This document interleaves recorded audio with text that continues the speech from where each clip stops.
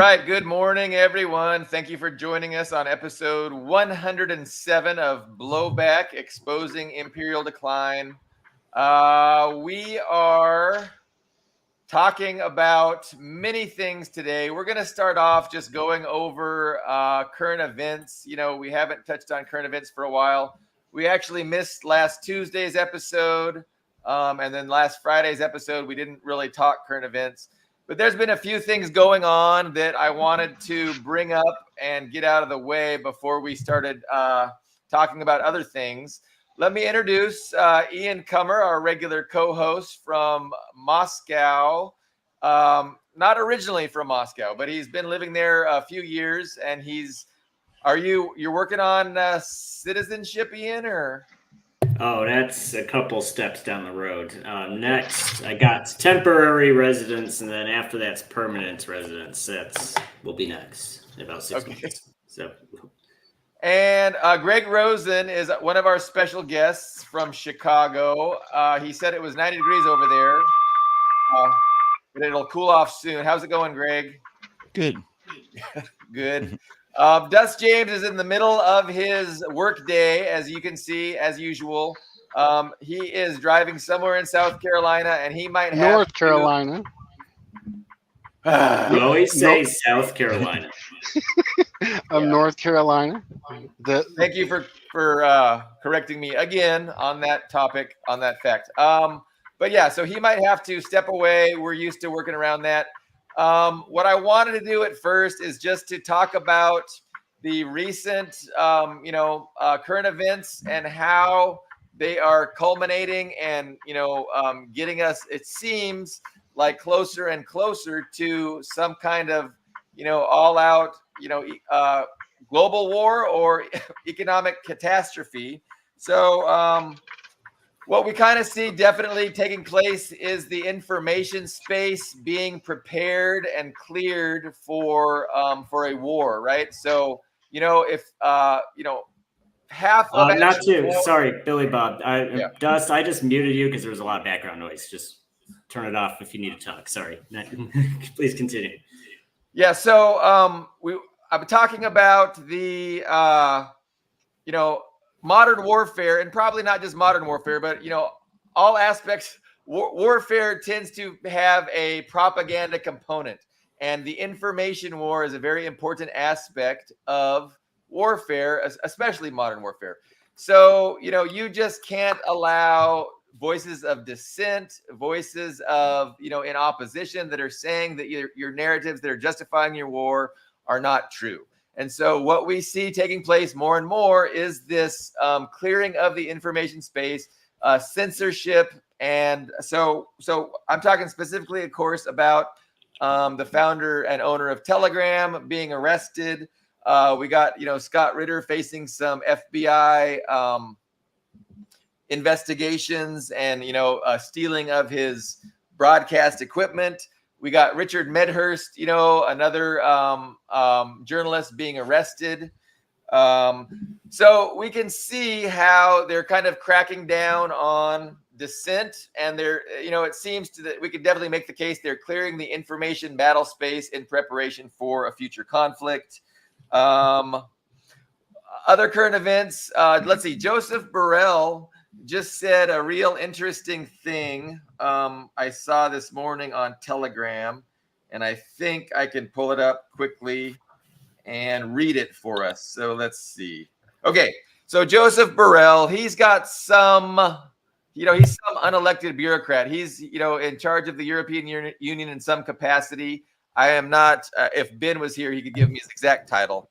But he said the following. He said, nobody wants to be in a state of war with Russia, but European weapons strikes against Russia must be allowed.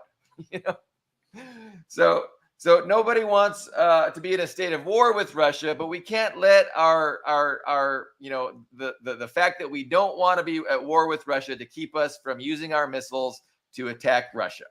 So I don't know what to think about that, other than to see the obvious, right? Like we're getting closer and closer to war. Let's see. We got Zelensky right now in the United States asking permission to do what Joseph Borrell just said we need to do, which is to do these very provocative strikes on Russia itself. Who knows? Maybe with ballistic missiles against Moscow. Maybe Ian's, his apartment complex. St. Petersburg. These are the targets ostensibly that they're asking permission to hit. We got Jake Sullivan in China. I think he got back already, but he was in China earlier in the week, stating the United States has no interest in a war with China or in a Cold War with China, which we know is total bullshit. But at least they're maintaining this facade in the short term. We have Israel going into the West Bank, trying to do to the West Bank what they've done to Gaza. This is a relatively new event since our last episode. So these are the main axes of events that are culminating in an election cycle in the United States, where you've got two billionaires, one favored by the establishment to pursue the establishment consensus, one not favored by the establishment, but still has a lot of establishment support, which is Donald Trump. So, of course, Kamala did have a interview last night where she, had her hand held like George W. Bush did when he had Dick Cheney with him. But we had Kamala with her VP getting some real softball questions and struggling with them. From Dana Bash at CNN.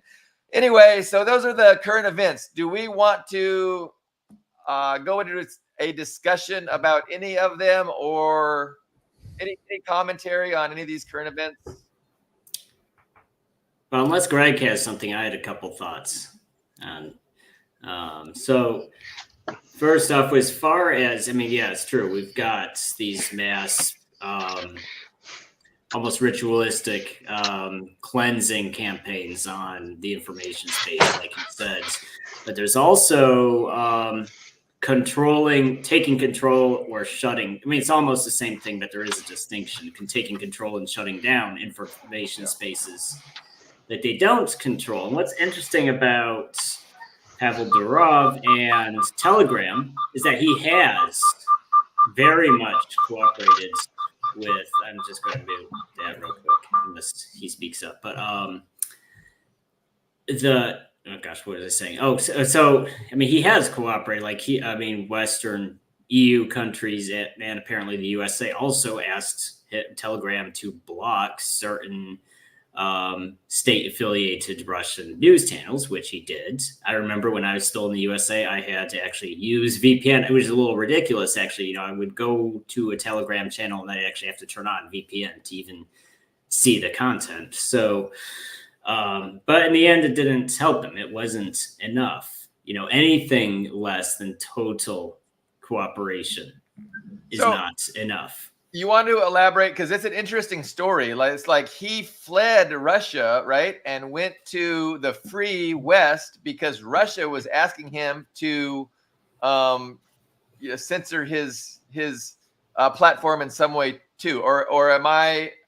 Well, I think fled is too extreme a word, because he did sell his ownership of VK, the Russian Facebook, as people call it.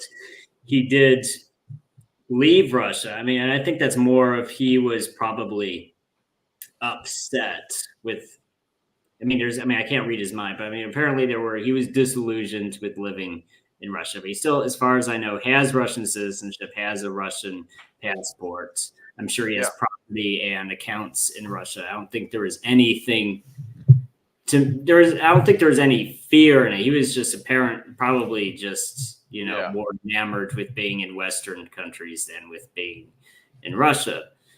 But the irony, of course, is that he felt safe in Western countries, which was just not at all a true statement. And I've said that before, and people always think I'm exaggerating. I'm like, if the powers that be consider you a threat, for any reason, they'll just arrest you. There's no free speech or democratic norms, as they like to say. The democratic norm is just if you're a threat for whatever reason, they arrest you. So I think they are fishing. I think the drama with Scott Ritter, I mean, as far as I know, he still does not have his passport. Even if he wanted to leave, it would be very difficult. I think anything short of hiring hiring a coyote on the Mexican border or something. I mean, there's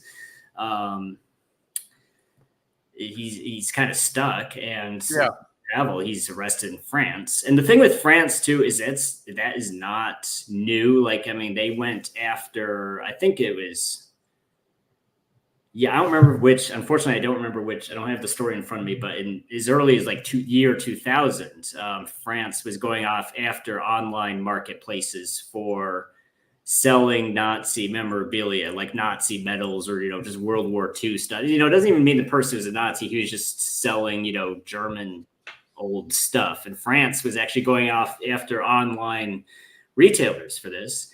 It's like, well, it's breaking French laws. Like, but these sellers are not in France. It's like, well, it doesn't matter. We're still going to prosecute you. That's kind of the mindset. So I've said this before. I think Europe actually kind of leads the way on Western, even more so than USA, because the USA has this at least pays lip service to the idea of free speech. I do think it's actually a fair statement to say Americans have more free speech than people in the UK or European Union.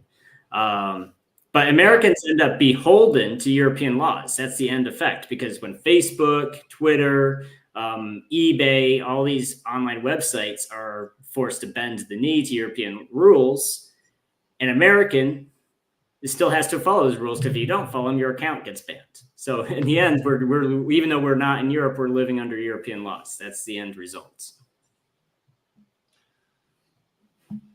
So to what end, Ian? I mean, to what end is this censorship crackdown taking place? I mean, ideally, the West, the United States, and its European vassals would embrace an approach of cooperation, peace through mutual prosperity, and win-win trade with China, with Russia. I mean, Russia and the European Union were very happy and had a great symbiotic relationship. Russia was getting closer to Europe. Europe was appreciating all the cheap energy that allowed them to have profitable businesses. And it was great, but it was bad for the United States, right? And so, NATO, of course, it was founded to keep Germany down, make sure Germany doesn't rise as a power, and to keep Russia, Russia out of Europe. So that seems to be, very effective. But so there's the interests of the U.S. imperialism, is in contradiction to the interests of humanity and to the interests of our planet, really, which is basically peace, mutual cooperation, win-win trade, and all the supposed liberal values that the Western Empire pretends that they care about, like you mentioned. Free speech, democracy, and all those things that we really don't care about. But the crackdown, do you agree with me that this crackdown is preparing the battles, the information space for a future conflict, or is it just maybe run of the middle? I would say a future something. I wouldn't necessarily. It could be just for internal hedging of power, or it could be an external global conflict. It could just be internally consolidating power. But I think one of the goals is homogenizing the political Western worlds. And by that, I mean, because as of right now, we're diverse. You have a diverse, if you're in France, you have a set of laws. If you're in the UK, you have a set of laws. If you're in the USA, you have a set of laws. But I think the goal here is to make it so it doesn't really, when it comes to certain political crimes, it doesn't even matter where you live. I think that's because, like I said, if you're an American and you're not beholden to EU laws, it doesn't matter, because the end effect, you still have to obey them, because Facebook will delete your crap if it violates EU laws. Or like right now with these UK anti-immigration riots, and the police just outright said, we will arrest, we'll arrest people even if they don't live in the UK for breaking our laws on speech. And there's actually been at least one foreign person. There was a Pakistani national who was not in the UK, living in Pakistan, and he was running a website. And it was just one of those clickbait websites. They just scrape the internet and copy paste just for clicks and ad revenue. So it wasn't even, he was just some guy who had one of these clickbait websites, and he shared some protest content that he just scraped. He as far as I can tell, he's not even a political person. He's just a dude in Pakistan, and they actually extradited him to the UK to face trial, which is amazing to me. This is a guy in Pakistan. It's like, what does the UK just say? Oh, we want this guy because we don't like what he said on his website, which is amazing to me. I think that's just a baby step. No one's going to protest a dude from Pakistan because, let's be honest, most Western people don't care about Pakistan. But that's, I think we're going to see people within the next few years, we'll see people from major countries, maybe even the USA itself, being extradited to other allies, as they call them. And that's what we're going to end result will end up living under the same information regime. Yeah, despite our Second Amendment rights, etc. First Amendment rights, right? Second is Second Amendment, but that one is right. Also. Yeah. And I saw a lot of conservatives on social media going, oh well, out of my cold dead hands, I'll post about Britain all I want. And it's like, you realize it's not British bobbies coming over to arrest you. It's the federal government. It's going to be federal marshals that break down your door with a tank and arrest you. Your guns aren't going to help you. Sorry. It's just going to be Waco or Ruby Ridge again. Yeah. Sorry. No, that's true. I mean, yeah, to think that the Second Amendment is going to protect us from the government doesn't make a lot of sense. Now, I'm reminded of two things.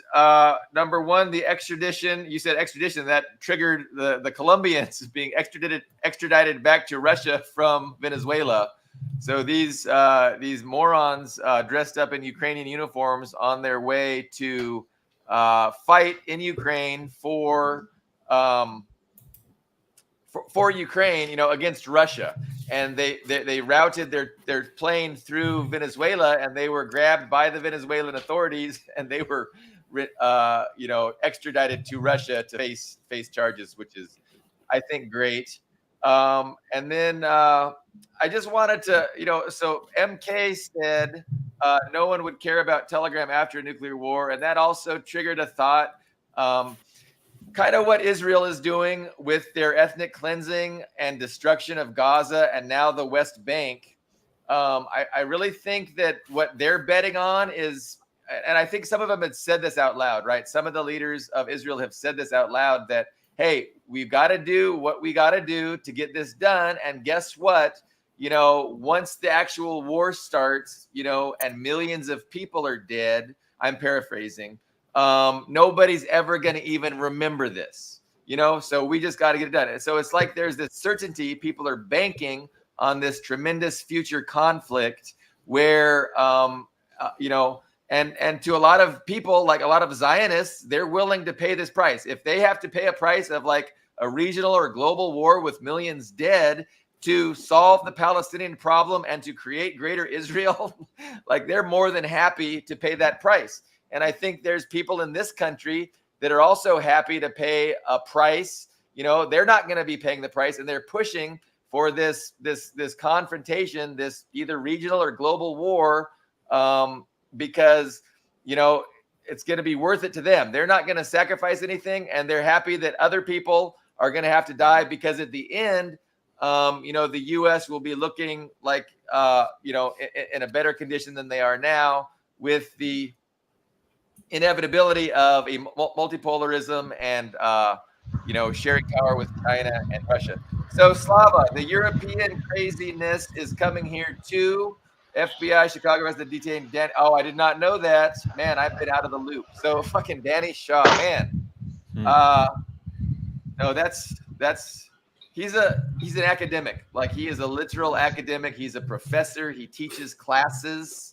So yeah, that is fucked up. The oh gosh, well, as far as Israel specifically, I mean, I don't want to go too far down that rabbit hole because we had other things planned for this program. But I'll just say that I wanted to add on the free speech oh. issue before we Go ahead, continue. Dust. Go ahead, Dust. It may seem like the powers that be are erratic. They allow some people to say things in certain countries to say certain, but when it comes down to it, they want to do. They're very effective. They want to do as little as possible and maintain the narrative. So they don't mind a few people going out in the street corner, the same people over and over again. They don't mind certain spaces online. They allow it to an extent and actually attempt to manipulate it and learn from various things. Can't hear you. Can't hear.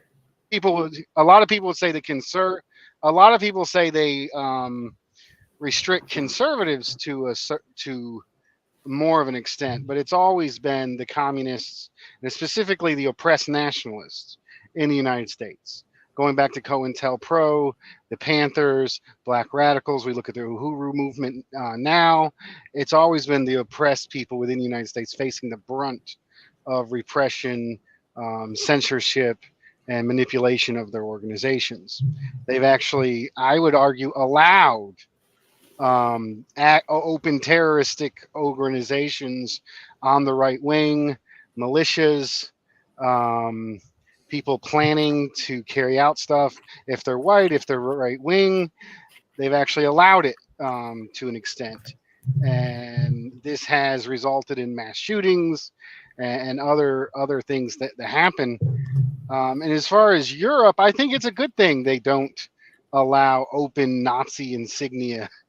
I wish our government was a little more, it was a little less one-sided in that regard.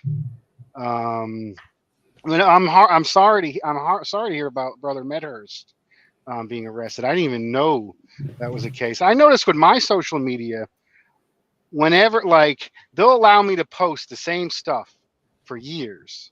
And then the second something happens, like elevated conflict in Israel, whenever the Russian intervention happened, I get Facebook shut down periodically. I get Twitter shut down periodically, and I think it's all about maintaining their hegemony. I don't see an immediate conflict, a hot global conflict, nuclear war about to break out. I don't think the capitalists are to the point of crisis of maintaining their power that they would seem that is advantageous, although they are very reckless and they're in a weakening position and it's scary and we're marching further off that cliff. But I think it might take a long time to get there. But as they weaken, I think a good example would be Ian said that things maybe they're a little bit more restrictive in Europe, and in good ways, I think it's good that they're cutting down the right wing the same way. But at the same time, there's a reason why Europe, let's say Europe has a bigger labor aristocracy than the United States, and they have better education, they have better medical care, they're allowed to have better unions, and I think a big reason of this is because they're the imperialist peripheral vassal states, meaning their capitalists are not as strong as the global monopoly capital in the United States, meaning their hegemony is actually further at risk, and this is why they haven't had the power to destroy the Communist Party, destroy the union movement the way they have in the United States, like in the imperial core. And I think maybe that's some of the suppression as well. In the United States, they allow a lot of stuff on, but the second you hurt their profits or power, they will kill you and go after you. And there's an illusion of democracy. But I figured there was a few comments to add. You guys can take it back. Okay. Ian, you're Ian's muted. muted. My microphone turned off. But I was going to say it's a good clarification. I would add when it comes to these militias, well, actually, the right wing militias, I'd say, are basically in the same boat as the Islamists. You know, the FBI has been very much a solution searching for a problem.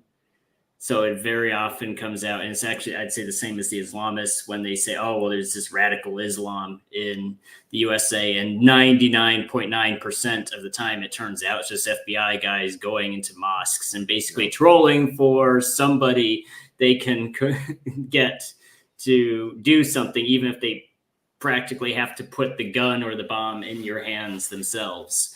And it's very much like 1984, or there's a 1984 spinoff called Brazil by Terry Gilliam from the Monty Python crew. If any of you have heard of that, where they basically directly insinuate that the government is carrying out false flag terrorist attacks and blaming it on an extremist group so they can basically justify the authoritarianism. I think there's an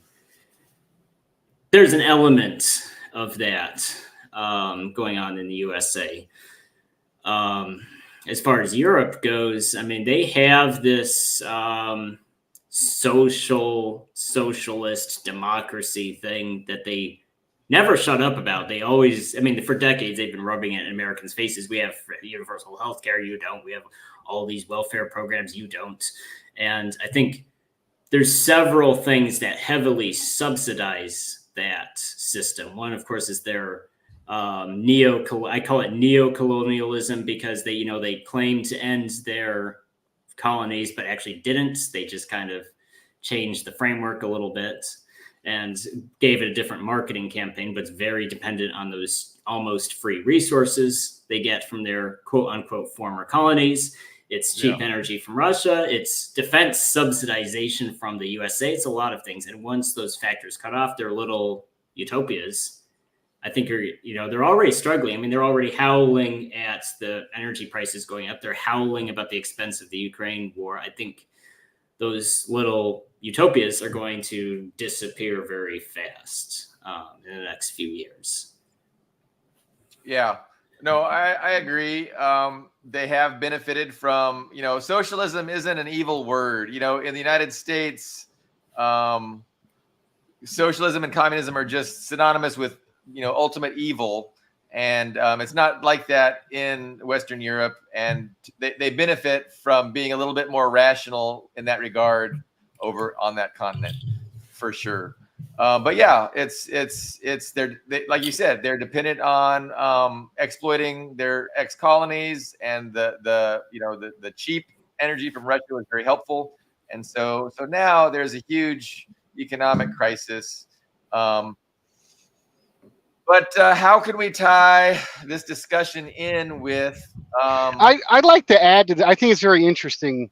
I do agree that these programs are subsidized by imperialism.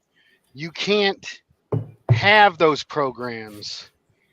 You actually cannot run a modern society without either socialism, a stronger socialist mode of production, rationally planning the economy, or imperialist exploitation. That's either those two things are the only thing that can fund a modern society, and it's definitely Europe. But Europe's interesting that they're the imperial peripheral, and their capitalists are weaker to an extent, and that's why I think they need that. And even when they are, I wouldn't say, I don't like when you say British imperialism, French imperialism, U.S. imperialism. If you look at the way it works out, they all have their different interests. And they compete with each other, like the war in Iraq. The French were about the benefit from the change to the euro, and the U.S. was in favor of the war in Iraq, and the French capitals were against the war in Iraq, but they ultimately went along with it. And a key thing to say, it is the U.S. capital and primarily U.S. government that is calling the shots for the global imperialist economic system. And the Europeans are secondary. in that position. So they're allowing, they're happy that, they're happy to allow a labor aristocracy as a buffer.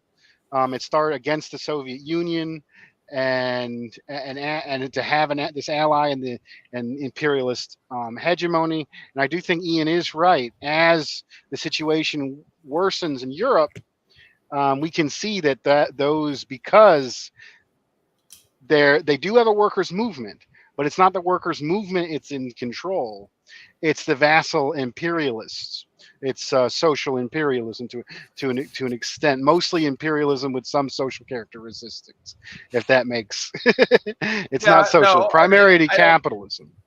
I don't think that contradicts anything Ian said, but I mean, no, I'm not contradicting. I'm agreeing with him and advancing what he said. But I think they will be, the second the U.S. is threatened, U.S. capital, they will throw their vassal states under the bus quicker than anybody. And you're already seeing that throughout Europe. And I would say the only way to fix it would be a workers and oppressed within Europe movement that is independent of those so-called democratic socialists. In Europe, they're ultimately imperialists, and it's going to need the people, the oppressed, the most exploited workers in Europe, with as broad coalition as possible, to fight against the entire set of imperialists in solidarity with the oppressed nations to win. But I think, honestly, it's not looking like it's going to happen. People like to laugh at Americans like we're backward and stuff. But I honestly think in the global anti-imperialist struggle, given our worst conditions and our proximity to internal oppressed nations, I actually think we have more potential, revolutionary potential in the global anti-imperialist movement, consider in comparison to some of the labor aristocrats in Europe. I would just add, it's not, I mean, yes, it's capital. I mean, it is capital, but it's more specifically, it's credit. It's credit, because when you look at the history of how the United States has, gotten its talons into Europe's throat, it's like, what the hell happened? Well, I mean, you can look at World War I. 1915 was the largest in all of human history, the largest loan up to that point, $500 million to France and Britain. And then again, World War II, largest loans in history. And then the Marshall Plan. It's just, it is, I mean, I agree with Dust on that. It's going to be interesting to see, because, the Social Democrats, I mean, and their unelected little European Council is quite happy to throw their own states under the bus for American interests. They do that repeatedly. Macron has done that repeatedly. Even before he was president, he was undermining French workers for American companies. Yeah, that's why those governments exist. They exist to, have this, give the face of democracy, the face of a nationalist policy, a government of, by, and for the people. But in reality, they're, of course, just vassals of the U.S. and they're going to do what the U.S. says. And the U.S. is going to say, those people, we're happy to sacrifice those workers before we ask our own workers to sacrifice. But make no mistake, at a certain point, they are going to be happy asking us to sacrifice here in the United States as well. It's not like they care about us. They care about themselves, and they know it's better for themselves if they force all the sacrifice onto the periphery. But if they have to ask us to sacrifice, to further their interest, they'll do it in a heartbeat, because ultimately they don't represent us. They don't care about us. But we already see the Ukrainians, right, are making the biggest sacrifice on behalf of Western imperialism. And the Western Empire wants to make the Taiwanese and the Filipinos sacrifice just like the Ukrainians are sacrificing. And ultimately, I think they might be willing to, have Western Europe sacrifice. And we can already see how the United States is kind of detaching themselves from the whole Ukraine debacle and handing it off to the Europeans. Like, this is your guys' problem. The U.S. is going to now pivot to our big competitor, our big, the big problem, which is China. And so we're going to kind of detach ourselves. We're going to hand over Ukraine situation to Europe. You guys can go ahead and start sacrificing even more on that front, whereas the U.S. is going to start pivoting to China and try to get the Filipinos, the Taiwanese, the Japanese to really do some dying, just like we're asking the Ukrainians to do right now. So who knows how far off that is, or if hopefully it never happens. How do we tie all of this into the actual topic of our program, which is ideological theory and political strategy? And I know Greg had prepared some talking points regarding the history of terms and a way to understand things like nationalism and patriotism. But it's tough to tie all that in with what we're talking about. Anybody want to? Well, we could ask Greg himself. If it's his presentation. How do you think, Greg? How do you think these current events we've talked of so far tie into what you were going to tell us today? Like we've talked about with Europe, I mean, they've been suffering. I would say they're a victim of the United States war right now. They've been deindustrialized and their energy cut off, and even going along with the charade about the pipeline attack being from Ukrainians, right? So being for imperialism is damaging their economies, which is ties into patriotism, right? Because they're being patriotic right now is going along with the war that's damaging most of their economies, similar to Asia. Japan's economy is being damaged by the inflation, and they're losing capital. So all of these imperialisms are, like we said, tied to the U.S. and arguably hurting their own people. So what I hear you saying, Greg, and I don't want to cut you off or anything, but I mean, definitely you're kind of explaining how these policies that are bad for the people are sold to them on the basis of these other ideas, right? Like I know we're going to ask you to suffer, but it's patriotic to suffer. It's for the good of our nation to suffer. It's we hate Russia, and as a patriotic European, we just have to destroy Russia. And as part of that, war against Russia, you're going to have to take a lot of the pain. But it's the patriotic thing to do. And so, I mean, how can they get away with such bullshit, Greg? How do they get away with such bullshit? Media control, as we've been talking about in part. Yeah.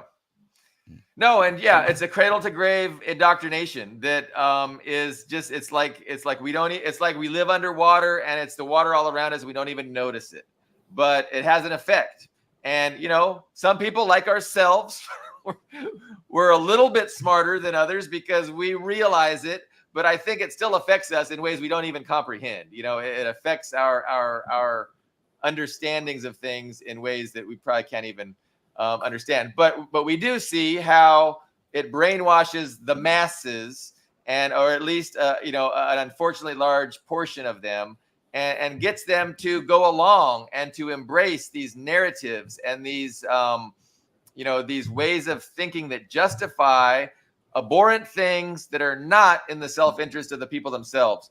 But we wanted to talk specifically about the idea of patriotism and nationalism. We want to go back to Lenin and his understanding of these concepts.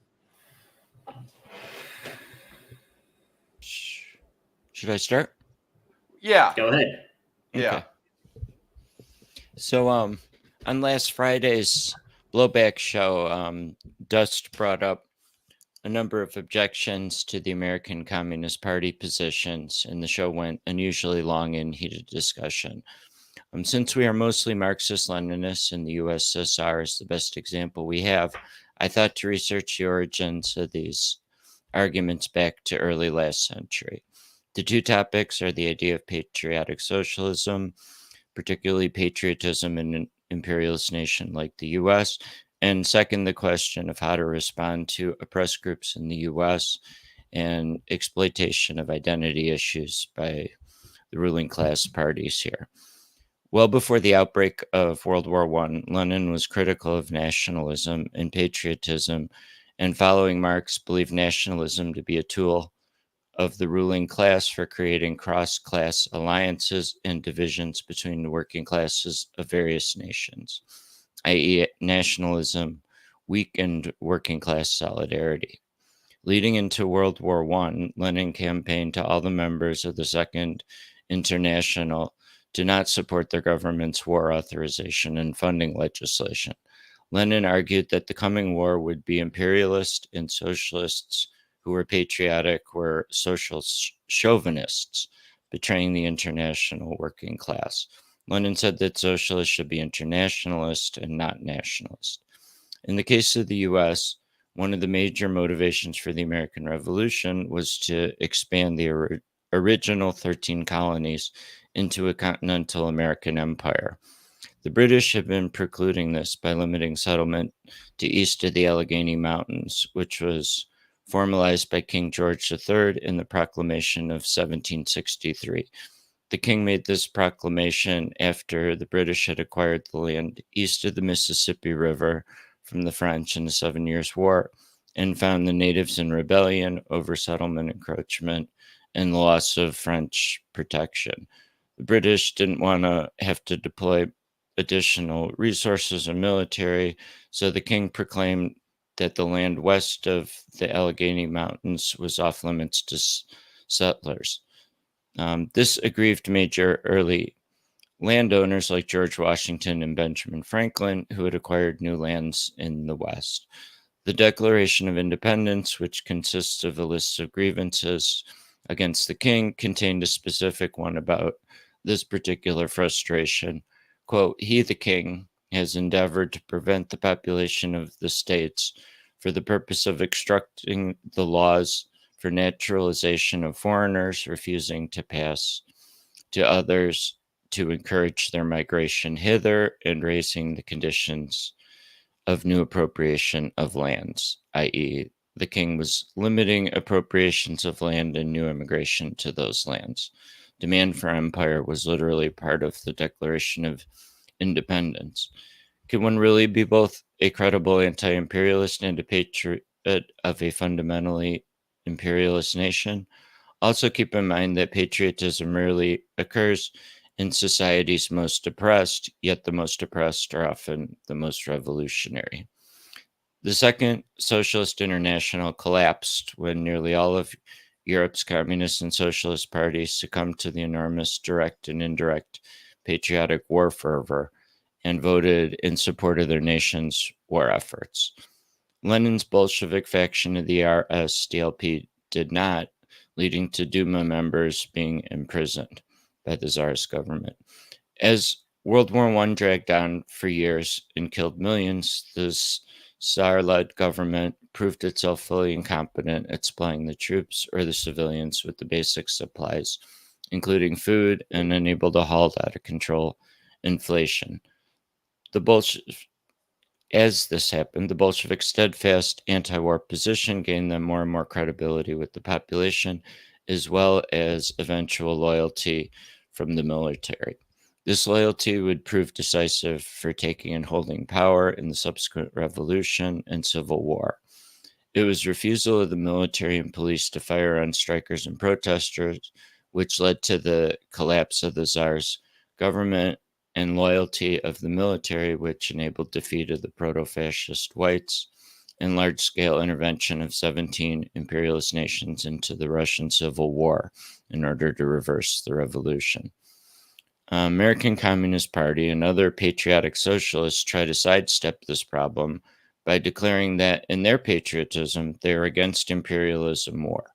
But in a nation founded to ethnically cleanse a continent to create an empire, and that has been at war for fully 93% of its existence, how is this possible? Would the strategy succeed in securing the loyalty as Lenin's policy of revolutionary defeatism did? On the subject of oppressed groups and minorities, Dust accused the ACP of being soft on racism, xenophobia, and transphobia. The ACP and others cite the extreme polarizing and empty identity politics of the Democrats as an explanation and justification. Why is having zero tolerance for attacks on any oppressed groups so important for a vanguard party? In 1902, Lenin published his pamphlet, What is to be Done, on party organization and strategy. In it, he attacks economism, which is struggle narrowly focused around wage issues and unions, pointing out that workers will not develop a sufficient consciousness to be revolutionaries and will be limited in their ability to create truly mass organizations unless they broaden their focus. In Section 3, entitled Trade Unionist Politics and Social Democratic Politics, Lenin wrote, quote, "The question arises, what should political education consist in?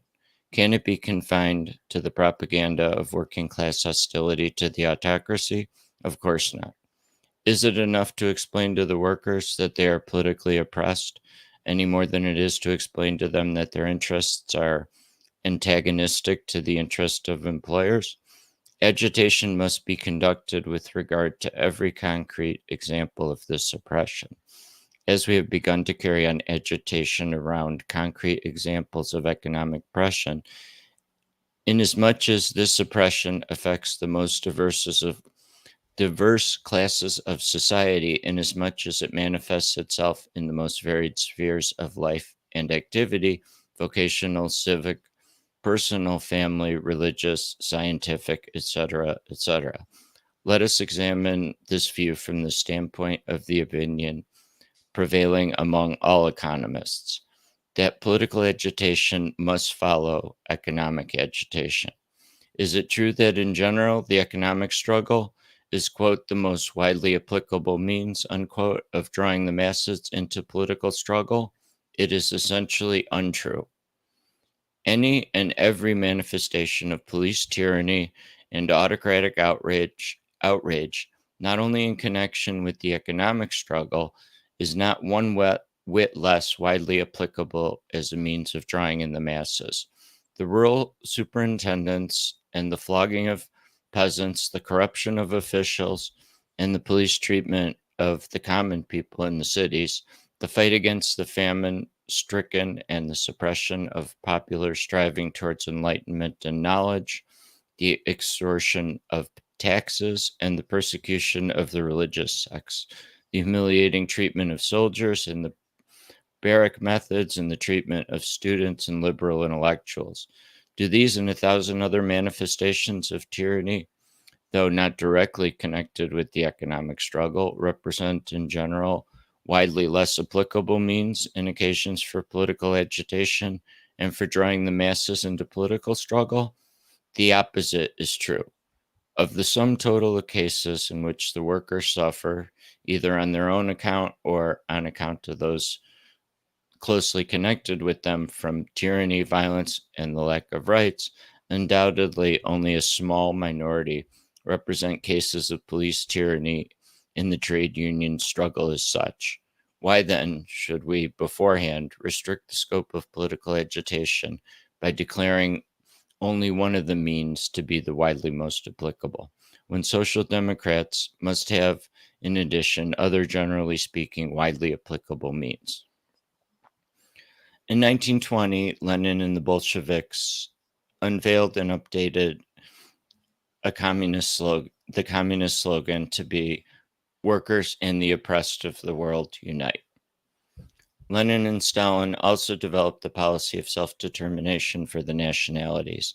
This was controversial in the early 20th century and controversial when Dust advocated it last week.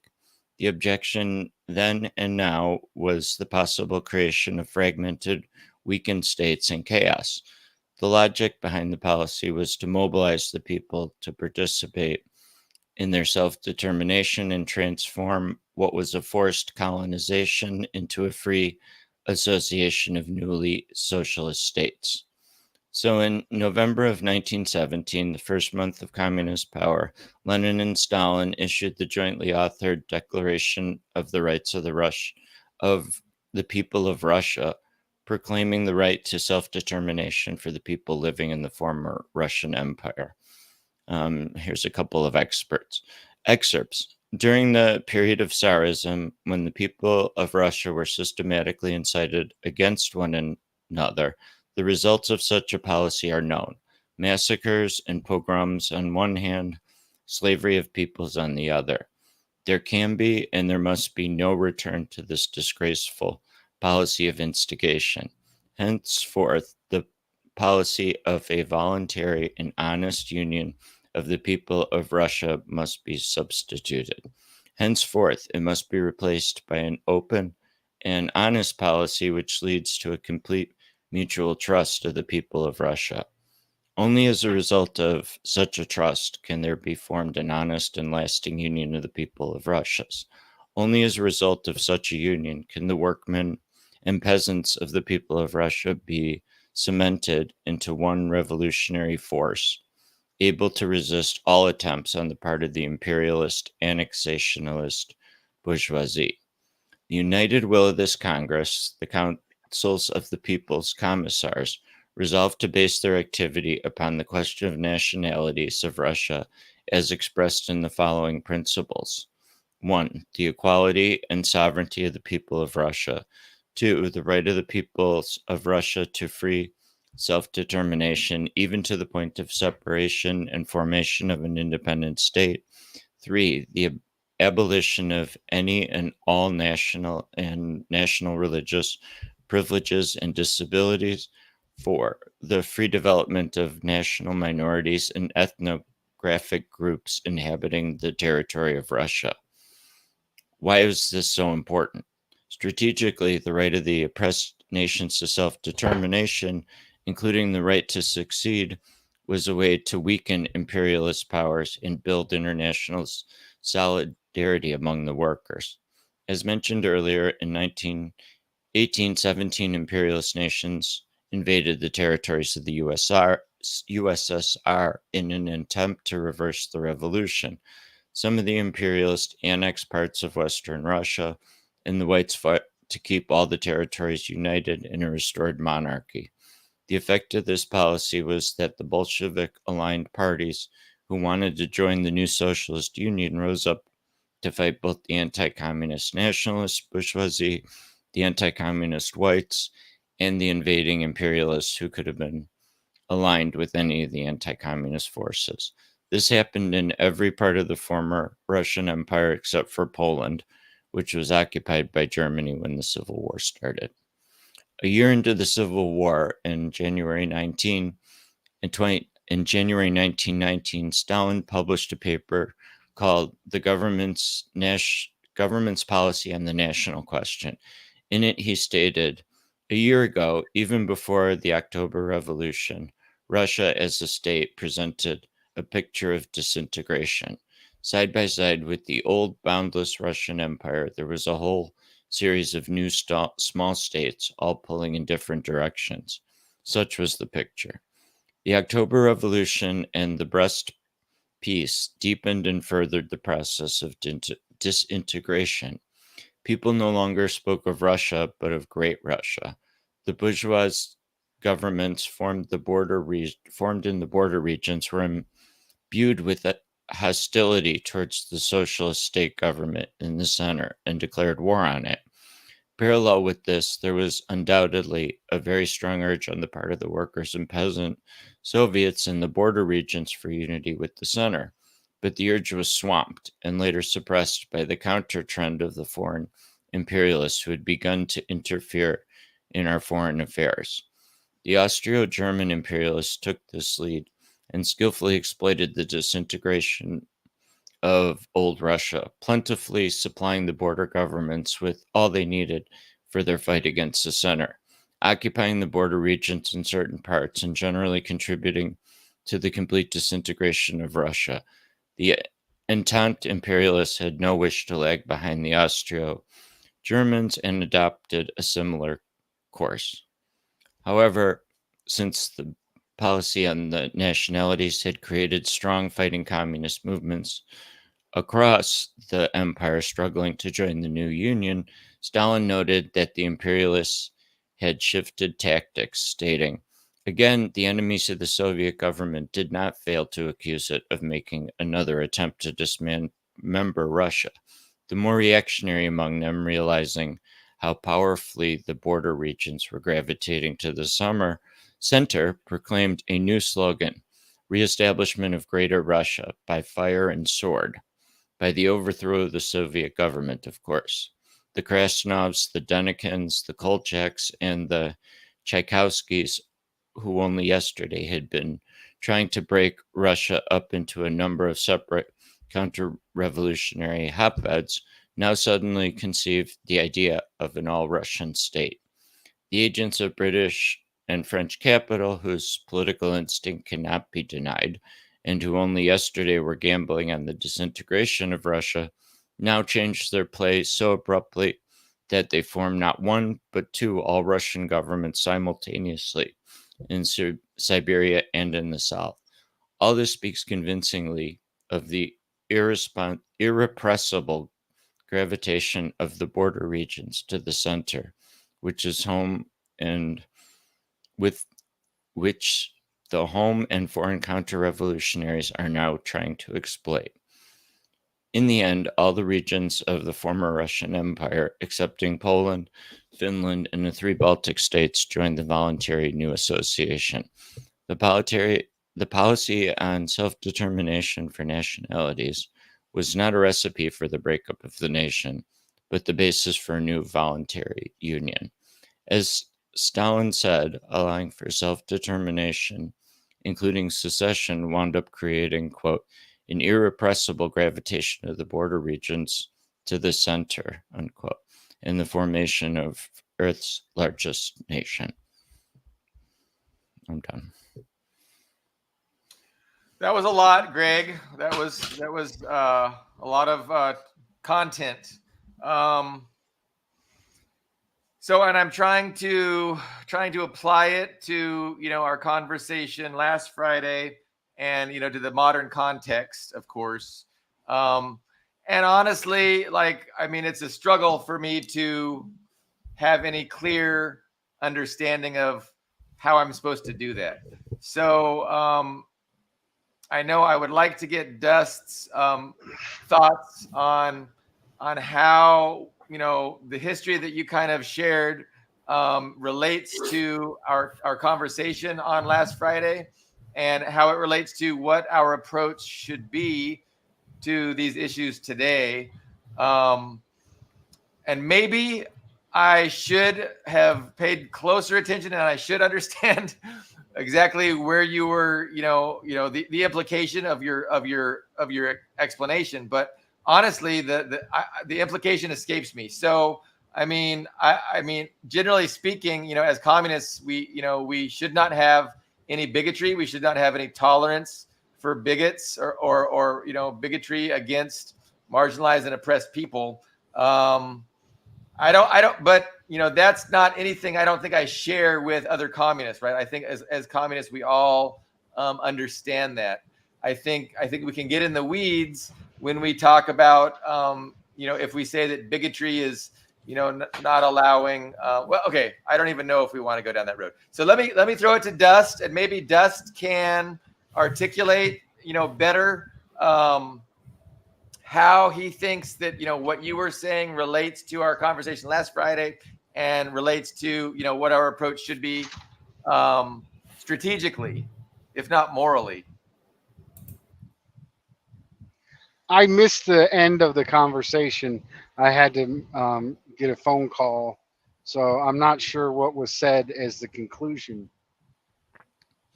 Although I do have some responses to the beginning and other parts that I did hear.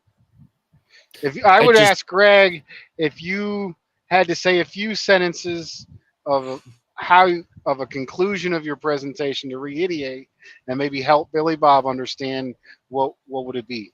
What is the takeaway from the presentation you'd like us to have? is that the policy on self-determination wound up creating a stronger Soviet Union in that it mobilized all the different parts against the national bourgeoisie as well as the imperialists and the whites. Yeah, that And- was exactly. Oh, go ahead. Yeah, no, I mean, last, I think, time, there was a lot of talk about the chaos that would be created if you talked about a Black South or a native nation. And Stalin's point was that the national determination led to a stronger, self-determination led to a stronger, not a broken nation. Yeah, I agree with your points, and I harp on the same position. But I think I could explain it further that, Marxists are looking for contradictions within the imperial society, meaning things that come into conflict with each other and push history forward. Things that make the current system ineffective and weak to a certain point. And there is what Stalin argued is the main contradiction of the oppression of workers. But actually, he mentioned three main contradictions in the foundations of Leninism. The oppression of workers is one of the main, the oppression of oppressed nations, and then some of the contradictions amongst the imperialists themselves. And I think there's less of a point now because we're coming off of, they were just coming off the World War One and about to go into World War II. So that was definitely more then. But I think the main two now are definitely the oppression of workers and oppressed nations. And I would say that gender, the oppression of trans people, the oppression of gay people, are also contradictions within imperialist society and stem from the same need to control people's behavior and a number of outlets to maintain capitalist profits. And then the reverse of that is then when people awaken to it and change, they want to co-opt the Enlightenment and the understanding to then paint the imperialists as the enlightened forces. But I think we need to use all of them. I think a perfect example of somebody who was motivated to take anti-imperialist action because of their disillusionment with the imperialist system was Chelsea Manning. It wasn't the mass murder of Iraqis at the time alone that pursued Chelsea Manning to tell the truth and expose the crimes of the United States. It was his own anti-transphobia, anti-feminine men or feminine people in general, and the highly toxic masculine culture within the military that he didn't really fit into, that pushed her now to question the system and to go against the system. And I think that is why you do see an overrepresentation of trans people within the resistance movement and within this communist movement, as well as gay comrades as well. Even though there was some of those bigotries within the earlier Communist Party that actually harmed the Communist Party. And I think as our Communist parties evolve, we should be more progressive on those issues, and we should lead people who are coming to odds with the system for social issues against the imperialist system, which is the source of that oppression. And I think I would consider that more of a secondary contradiction, but still a contradiction. But I would say that the national oppression in the United States, particularly the super exploitation the worse conditions, the more likely to be fired, the more likely to be shot by the police, of the massive Chicano population, the massive poverty on the indigenous reservations and theft for the indigenous people, and against the black population. If you look at it even in regard of class itself, if you look at the poorest, most exploited people, oppressed people are so overrepresented, and it's specifically racism and national issues that are holding them back, in effect holding our entire class back, that is a major contradiction. Fighting against, as it keyed in perfectly with what Greg said. It's not just economism. What about the indignities done to the peasants by the aristocracy? What about the police brutality? Police brutality against Chicanos and black people in the United States, and the fight against that, and the fight against those indignities of being told you're less, and you're not as good, and you deserve to be economically exploited, is not only a major social but a major economic contradiction that needs to be organized along for a socialist revolution. So it's not, as Billy Bob would say, simply we should morally avoid bigotry, and it has no place, but we need to actively be on the opposite end and champion these issues in a direction that is against the imperialists and not for the imperialists.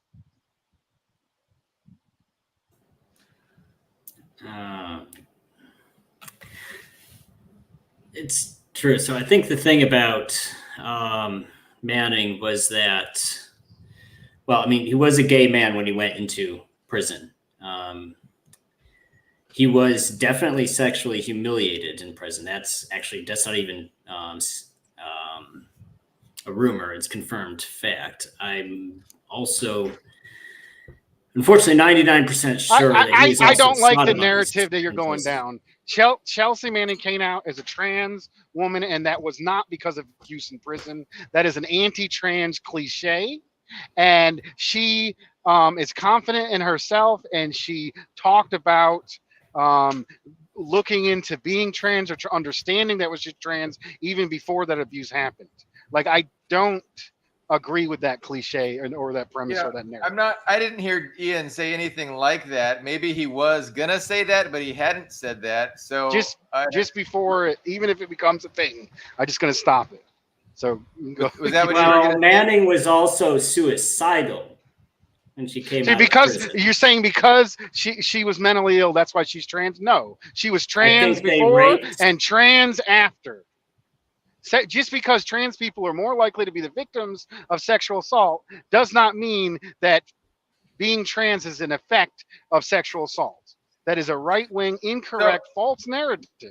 Ian, I mean, what are you going to say? Like, were you making a point? Just make your point. Like, I'm not sure if you agree with, if your point was going to be the point Dust is arguing against or not. So what was your point? I guess my main point was that Manning was definitely, I mean, was gay, was of course a closet gay, because at the time Don't Ask, Don't Tell had not been repealed yet. I do think it was the product of torture. But anyway, that wasn't my main point. I think overall, I actually agree with this comment. You think here. What was the product of torture? His her coming out as trans, or her revealing these cables? Like, what? The torture happened after. Well, the torture was punishment for embarrassing the empire, for sure. It just seems like putting it seems too much like taking a torture story and putting a rainbow on top of it and repainting it as a beautiful coming out story, when actually it's a horrific torture story that was done against a person. I don't know, but it's a trip. And I'm not sure, like, what's the relationship between, Chelsea Manning becoming a trans woman and the torture? I mean, do you think the torture caused that, or are you just, what's your point? What is the relationship from your perspective? Well, it was absolutely, I mean, not necessarily, well, absolutely gay, attracted to men beforehand, right? Of course, there's nothing wrong with that, but this was under Don't Ask, Don't Tell. Being sexual attraction and gender expression are two different things that are somewhat related. He could be trans and lesbian, or trans and like men as well, like both. And he may have thought he was a gay man, and was attracted to men, and ended up being trans as well. Like this isn't. It's none of these. Emasculating a man is a fundamental torture technique. It's what the Israelis are doing to Palestinian men right now. But he didn't fit in with the toxic military before the torture. He had issues with it. But then he had issues with the objectification of women, and with the hyper masculinity and toxic masculinity before he was tortured. Are you saying if she wasn't tortured, she wouldn't have come out as trans? I'm saying that his critique of gender oppression and sexism within the military ultimately helped Chelsea Manning pursue her revealing the secrets of the U.S. empire. And then my point is that we should use all contradictions to push people towards anti-imperialist action, including the oppression of trans people, LGBT people, and any marginalized community. Yeah, no, I mean, I agree that her identity and her, who she was did not, engender her to be comfortable. And she probably had antipathy towards the whole military establishment for along those reasons, and that contributed to her, telling us the truth, and we should embrace that and promote that and others if we can. I'm not sure why Ian's bringing up the torture, because I would agree with Dust that, I mean, maybe the torture resulted in her decision later to come out as a trans woman, perhaps, but other trans women come out without being tortured. And so I don't even know what the point is in speculating in that direction. So I still don't. I asked Ian directly to explain. Well, my main objection to that is saying, I'm not saying transgender people can't. I mean, absolutely not saying that. I'm not saying transgender people can't be against imperialism or the military culture. I object. It's literally what I said. It's taking a torture story, putting a rainbow on top of it. Because this is a story of a person. And the gender and the sexual identity, I do not believe don't matter. Yeah. This person was literally demasculated. That is an old. It's an old torture technique. Yes, you're muted. You're muted. Can't hear you. I do not believe that Chelsea Manning becoming trans has anything to do with sexual assault whatsoever. That is an old right-wing trope, and it has been proven false demonstratively time and time again on a mass statistical basis. I mean, I've never even heard that. So if it's an old right-wing trope, it's too old for me to have heard about. But again, it kind of seems, there's probably a lot of things that they used to think nobody could be gay if they were assaulted first. Like they used to think nobody could be gay unless they were sexually assaulted. Like that used to be what people thought. Now they're using the same thing against. Now they're saying the same thing they said against gay people against trans people. It's the same lines, the same cliche, it's the same dismissive, inaccurate trope. They're so old. I've never heard about either one. But, again, so, I mean, a trans person, is my understanding, is someone who believes that their body does not match who they are, right? And they feel that some of them feel that if they alter their appearance and accentuate these feminine traits, that they're being more themselves. And like, to me, like somebody that has to deal with that kind of an internal struggle, we don't need to have bigotry towards. Like, obviously we need to embrace them and support them and help them be, the best people that they can be. But then, we get into what does that mean in reality and within society. And then we can have extremists saying, well, that means that we have to do all these things as a society, gender reassignment surgery, puberty blockers, etc. And that's, and I think that's where people can agree to disagree on, but we all ought to agree that, these people that struggle with these issues deserve support, respect, and to be treated, just like everyone else. And again, I don't think any communist disagrees with that. Or at least they wouldn't disagree with that. I mean, they might have some internal bigotry that they're dealing with, but they're at least smart enough to say that, yeah, of course, these people should be treated with in a humane and supportive and respectful way. But yeah, can we hear Ian's view? Somebody's asking.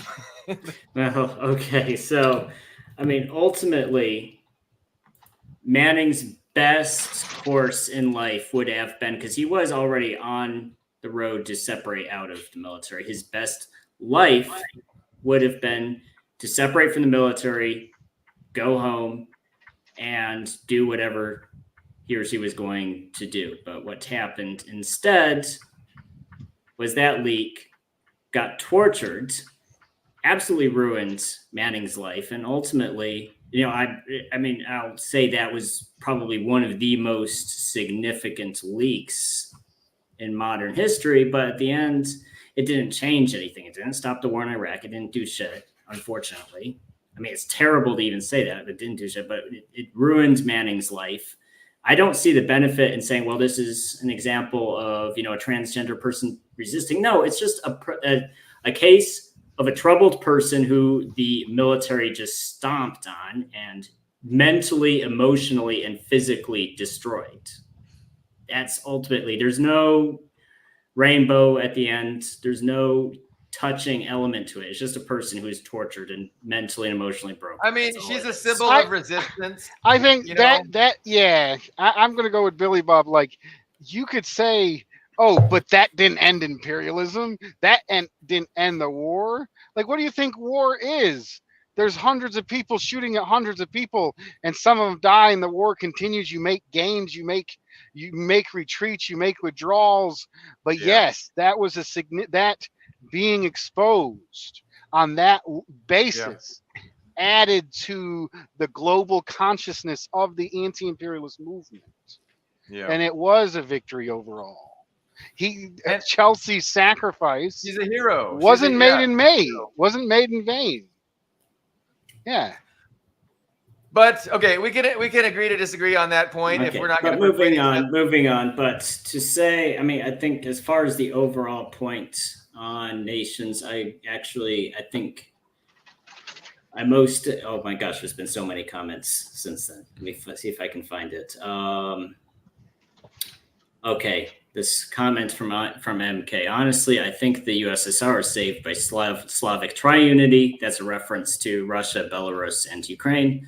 Smaller nations were just reabsorbed by gravity. I think that's probably the most accurate depiction of the revolution and the Civil War, because revolutions are rare, and I take that back. Successful revolutions are rare because a regime has to screw up a lot to lose that much power to the point where they're actually overthrown. The French, several monarchs back to back. Louis XIV screwed up. Louis XV screwed up. Then Louis XVI was beheaded. You have to make a lot of mistakes, and Nicholas II made several lifetimes of mistakes in a couple of decades. It got to the point. I would actually emphasize it wasn't a peasant, because I think that's a commonly held stereotype. It's not actually a true stereotype. The February Revolution was not a peasant's revolt, because ultimately peasant revolts almost never actually succeed because they're rural, they're too sparsely populated. The center of power has always been the cities. And it came to the point, it was an urban revolution. It came to the point where Petrograd at the time is where it came to the point where even the capital city of the Russian Empire, it had bread lines and food shortages. That was how severe their economy had deteriorated under the war, where they just had enough. And they rebelled against the seat of power. And I think the final nail in the coffin was the fact that he was not even there at the time. He was playing soldier at the front, and had to abdicate. So it's very much so I say multiply, it's the majority group. It was the majority at the center that overthrew the tyrant. And I think it's true that afterwards, several of the smaller groups from farther from the center did join the Soviet Union, but it was by force of gravity. Kazakhstan at the time was not in a position to be an independent, self-sufficient state. None of those, Armenia wasn't, Azerbaijan wasn't. I mean, it's none of those had the interest. I don't think any of them even really had the interest in being independent states. What were these impoverished provincial territories going to do if they separated from the Russian Empire? So I think it's a true statement to say that the Civil War was resolved by Russians against other Russians, and these smaller nations gravitated towards the winner. Not to say that I'm not by any means dismissing people who participated in the war or saying the contribution was meaningless. No, definitely not. But it was just those other states that ended up joining the Soviet Union as those semi-sovereign states were going to join whichever side won.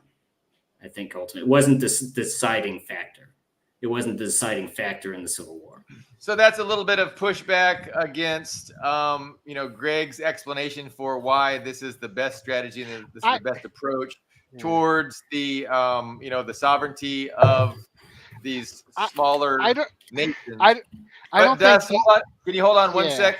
Yeah, go ahead. So I wanted to mention, somebody was asking where Ben and Carlo are, and I forgot to mention at the top of the show. So Ben is immersed in an actual money-making endeavor. His actual job is just has him really submerged. So he is too busy. We'll just say he's on assignment. Carlo also, back issues, some back pain, some hospitalizations, but both we hope to have back.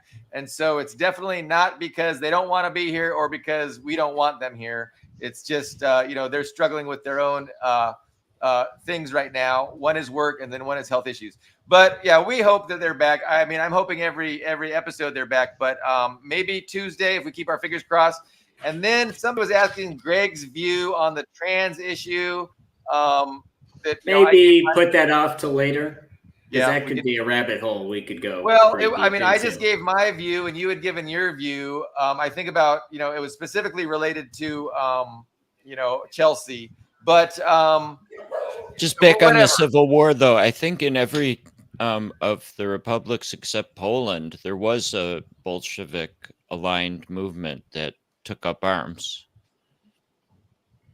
So, I mean, I'm not sure how to weigh the gravity versus that, but there was fighting, I believe, everywhere. Yes. I wanted to add that I don't think he is understanding Stalin or me and Greg's position adequately. Like he's saying it was primarily the Russian proletariat or primary Russias against Russia that ultimately led the revolution, something about the peasants being the exterior. And I don't think Stalin would necessarily disagree with what Ian is saying there. If you read Stalin's work, you read Foundations of Leninism and other, and it starts off with the three major contradictions. One of the primary being workers against capitalists, and then it goes and lists all the other contradictions. It says the women, like Lenin would talk on the women question, the national question, and this, and what he's basically doing. He's not saying one is the main issue. He's saying all of these issues are a reality that we can, the current state that we can use organize along and win the main goal, which is a proletarian revolution. And I think Stalin was right. If Stalin and Lenin would have went to the people who had been nationally oppressed by Russia and said, we control you now. We're not going to change the relationship whatsoever. We're still better than you. And now you have to make us build socialism. It would not have worked as effectively. And I do think Stalin's... It wouldn't have been socialism either, Dust. That wouldn't have been socialism. Yeah, I do think Stalin's understanding on the national question, regardless if it was the key issue that made the revolution or made the revolution successful, did strengthen the Soviet Union. And I believe it did maintain it longer, and I believe it was a key issue that ultimately led to the World War II victory. And I do think fighting for and putting the issues of Black and Chicano indigenous people at the forefront of the proletarian movement in the United States will be a more effective revolutionary strategy that will have similar success, and will have more success if we don't hold that position. It's not all or one, or it's not as dualistic as an argument as Ian was pointing it out. And ultimately Stalin would agree with some of the points, and I agree with some of the points Ian made. So you see groups like Midwestern Marx that they have an outreach more to white Midwesterners. You kind of see them as having an outreach to white people first, whereas they're doing the wrong thing by calling themselves Midwestern Marx and talking to others. Nothing wrong with Midwestern Marx. There's nothing wrong with organizing white people or Midwestern people. Yeah. But it has to be for the interest of the entire proletariat. Meaning white people need to be organized to fight police brutality. And that needs to be one of the main issues. And Midwestern Marx doesn't do that? No, they downplay Trump's racism. They downplay fascism. There's a number of they straight up say national oppression doesn't even exist anymore. They tell us not to read any of the Black nationalists. They say the civil rights was a revolution. They're completely wrong and ineffective on that specific issue. So yeah, I mean those criticisms. I mean they're very subjective. I got 33.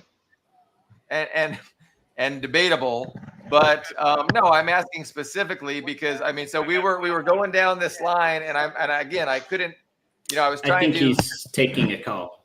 Oh, that's fine. Yeah, no, I mean, he doesn't. I'm picking up a load. You guys go ahead.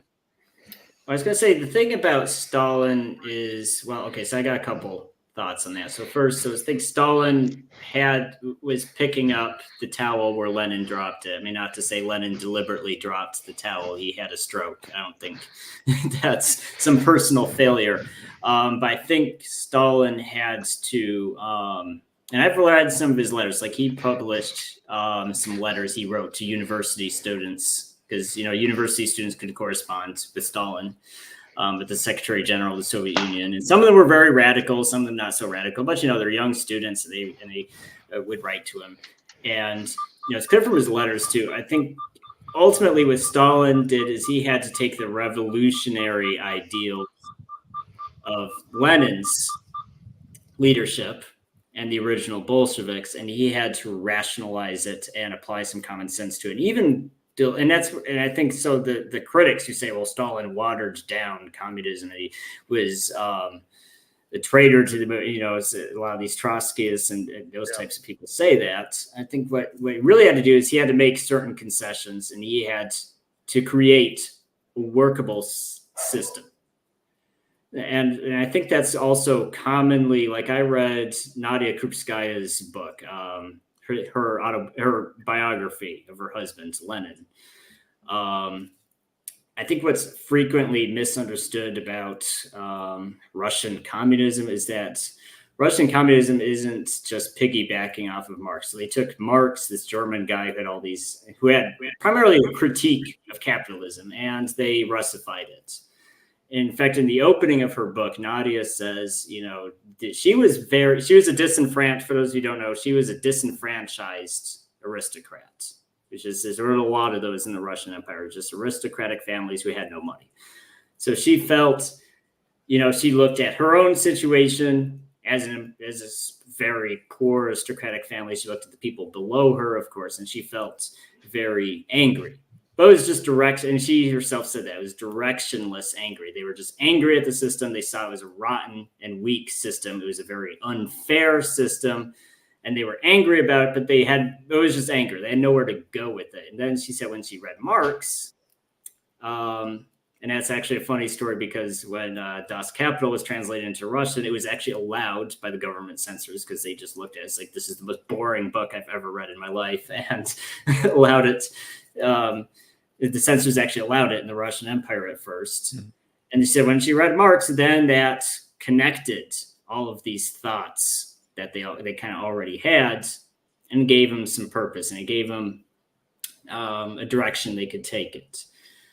So I think with Lenin, it's accurate to describe Leninism as Russified Marxism. And now we I just wanted to, he keeps making this point over and over, and I just want to make a quick correction that Stalin contradicted that point directly in the Foundations of Leninism, saying Leninism adds context to the developing condition of imperialism, meaning adding the contradiction of oppressed nations, and saying that the revolution took place in Russia because it was the peripheral of the empire, and all of the contradictions of feudalism, capitalism were so intensified to a degree it was ready for birth with revolution. But ultimately that is not what Stalin says Leninism is, and I think there's significant proof to say Lenin has been used, understanding of imperial has been used by oppressed nations, even nations like Iran that aren't even Marxists have used his understanding of imperialism in the imperialist era. And that is what Stalin said Leninism was. Now you can disagree with that, but I think there's plenty enough evidence to say that Stalin was correct in saying it was more that from their experience in Russia, they found out something about imperialism on a global level that was a universally usable information for revolutionaries. Okay, sure, but I don't think that contradicts what I said either. You said that Leninism was just Russification, and Stalin specifically says no. Maybe there's a small bit of truth in that, but that's not what Leninism ultimately is. Which he says it's a science of revolution in the age of imperialism. Yes, something like that. But it was obviously applied.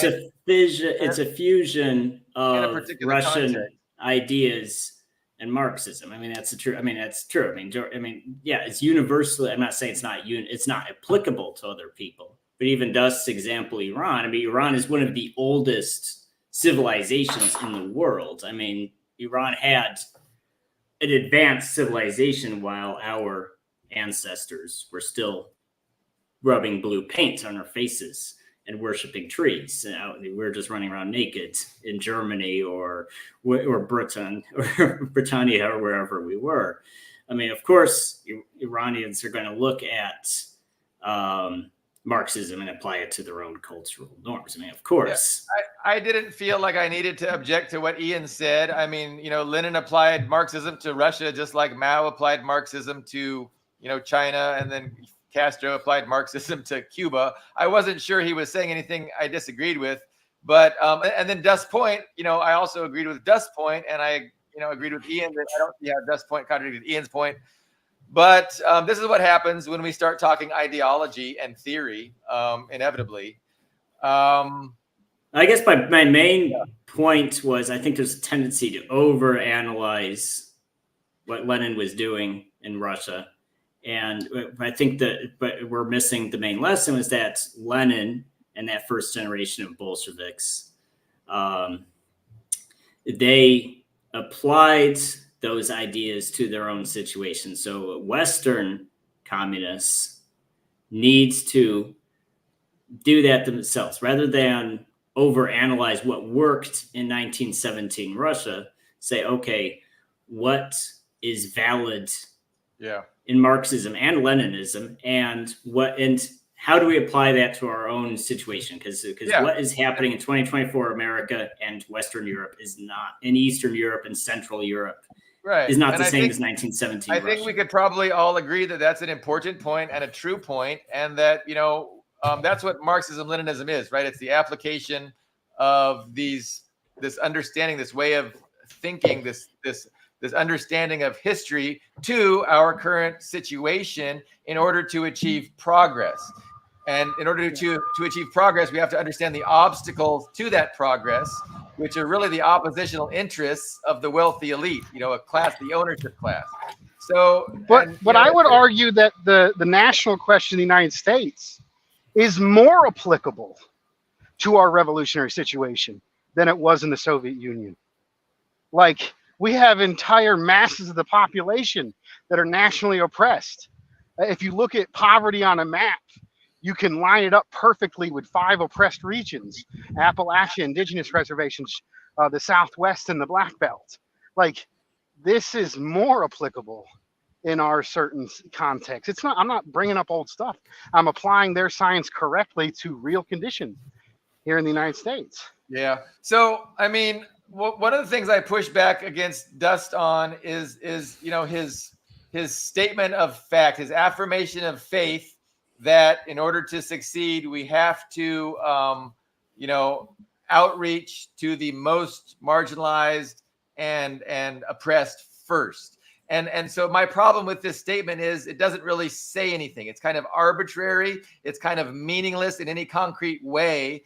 And it can be used, that statement, hey, I'm saying this is true, and nobody knows what this is. And then you're using this truth to attack other movements, other people, because you say they aren't doing this. But the whole this seems entirely arbitrary to me, and definitely lacking in any kind of concrete thing. That's why I asked you about Midwestern Marx. So I said Midwestern Marx. It's not arbitrary. Obviously, it's more of an outreach to white people because white people are the majority of Midwesterners, right? And so if you're identifying yourself with Midwestern Marx, you can make the argument that they're not prioritizing first the most oppressed and marginalized people. And I would agree with that point.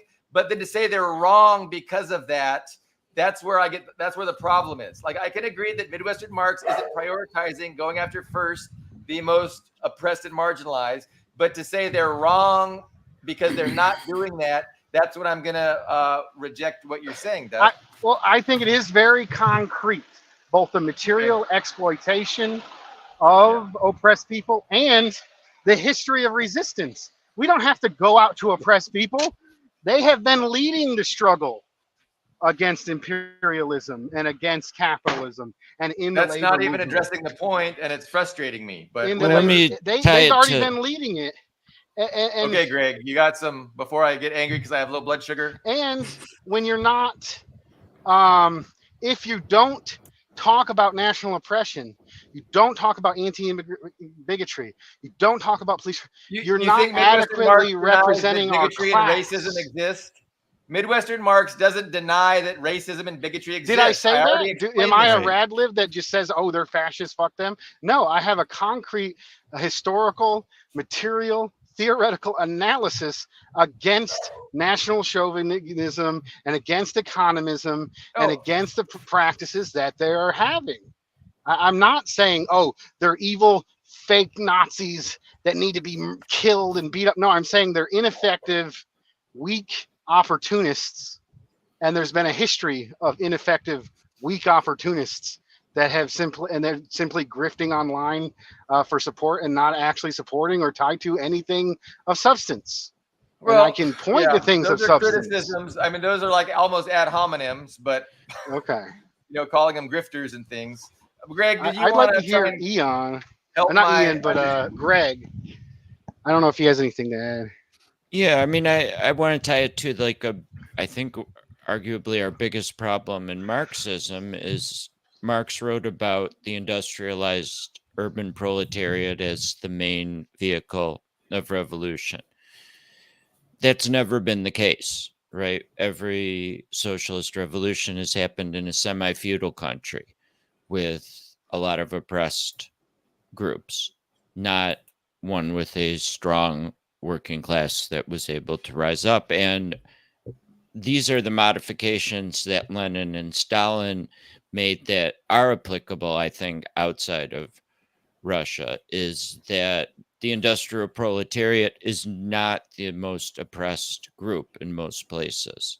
So they don't have, history has shown this, the revolutionary potential.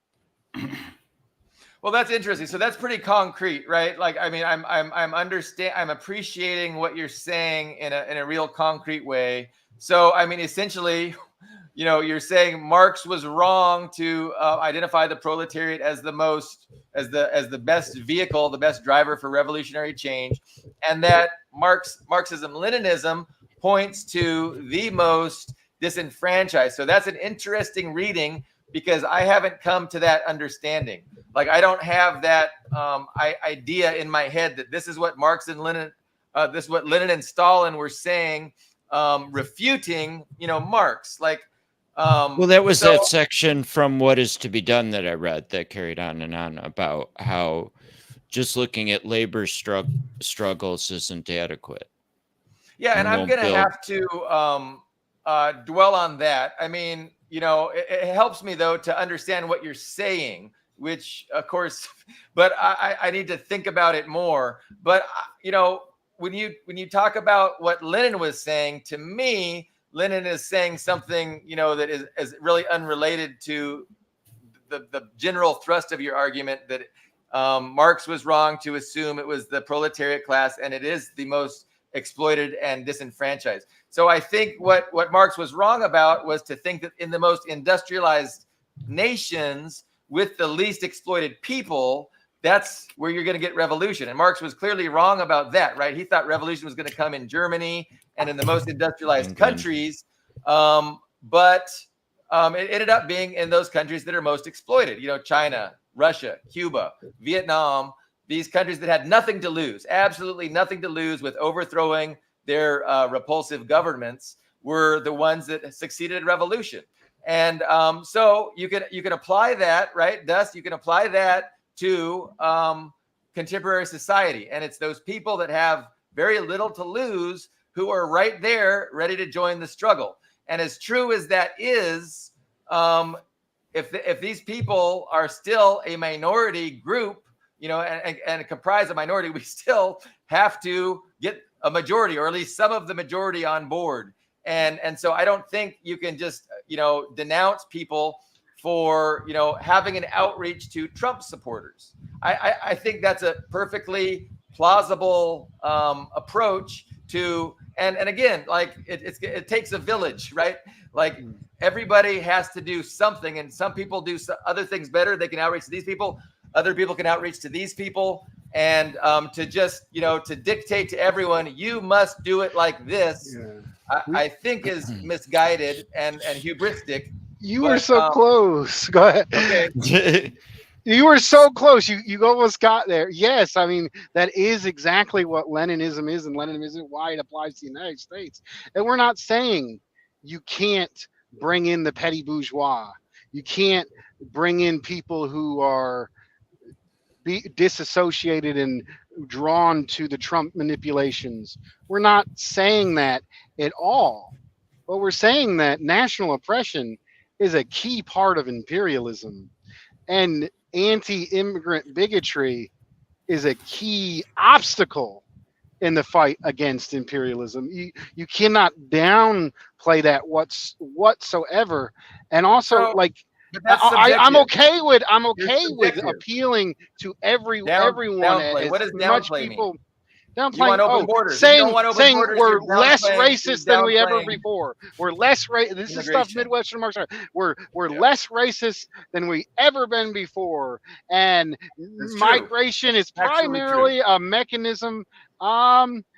Maybe on a social basis, but the institution of national oppression is more profound and intensified than ever before. Black people are being killed in higher numbers.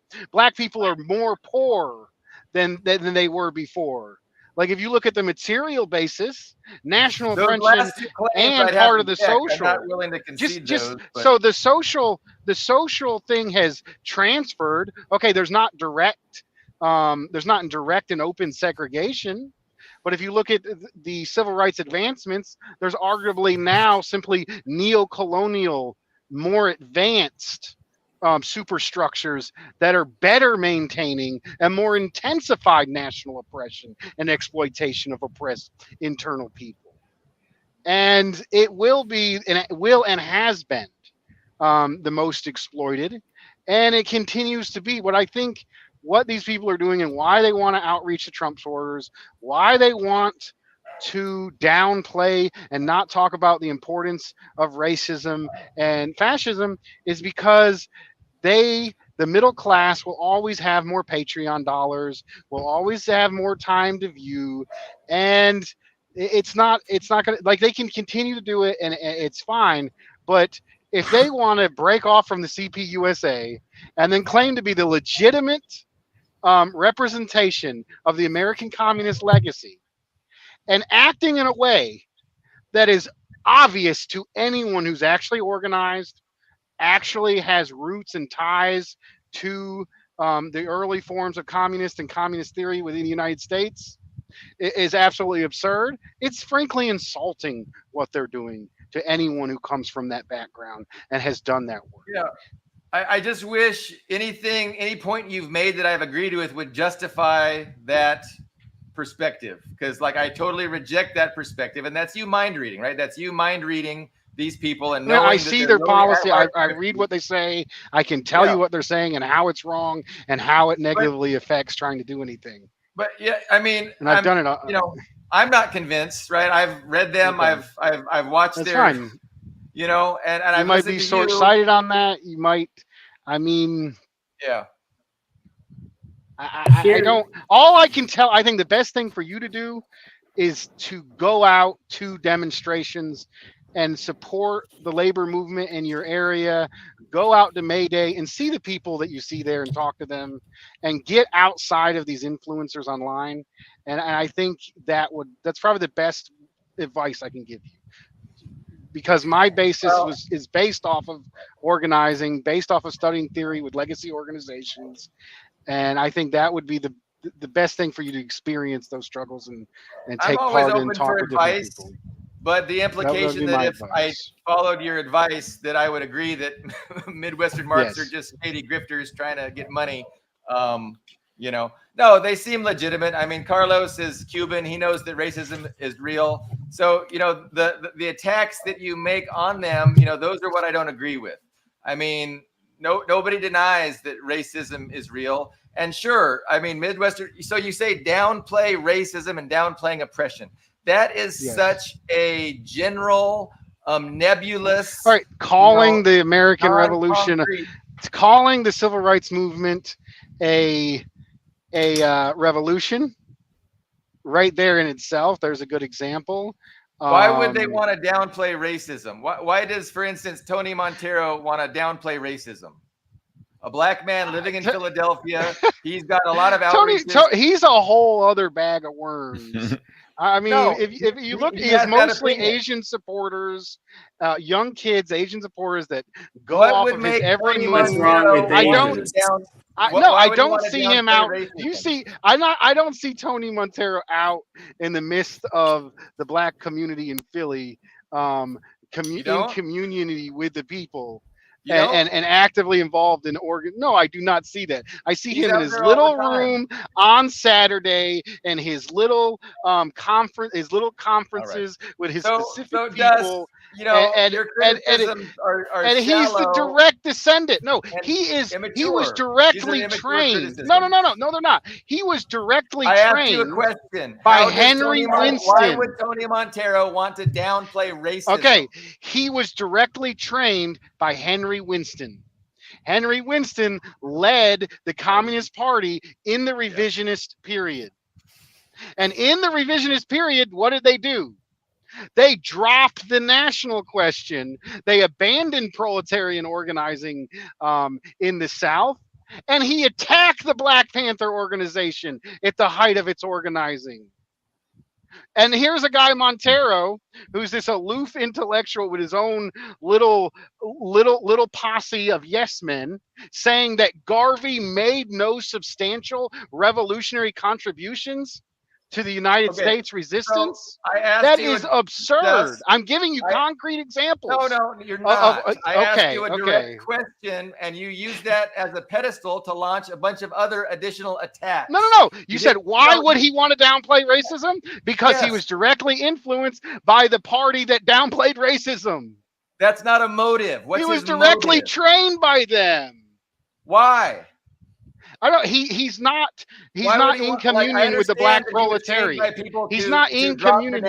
He's not in community with the black proletariat, and his interests are more intellectual and not material, and aren't in community with the black masses, and directly violate and go against the black masses, and he directly attacks people who have been revolutionaries and leaders of black national consciousness. My point by asking you the question is to try and get you to think deeply about the question. I just said first because I gave you a class analysis. Hey, hold on. It's I'm suggesting that that you're putting words in his mouth, that you're ascribing him motives, that by saying that it was a revolutionary, that Martin Luther King launched a revolution that changed the way race relations are, he's not downplaying racism. That's my point.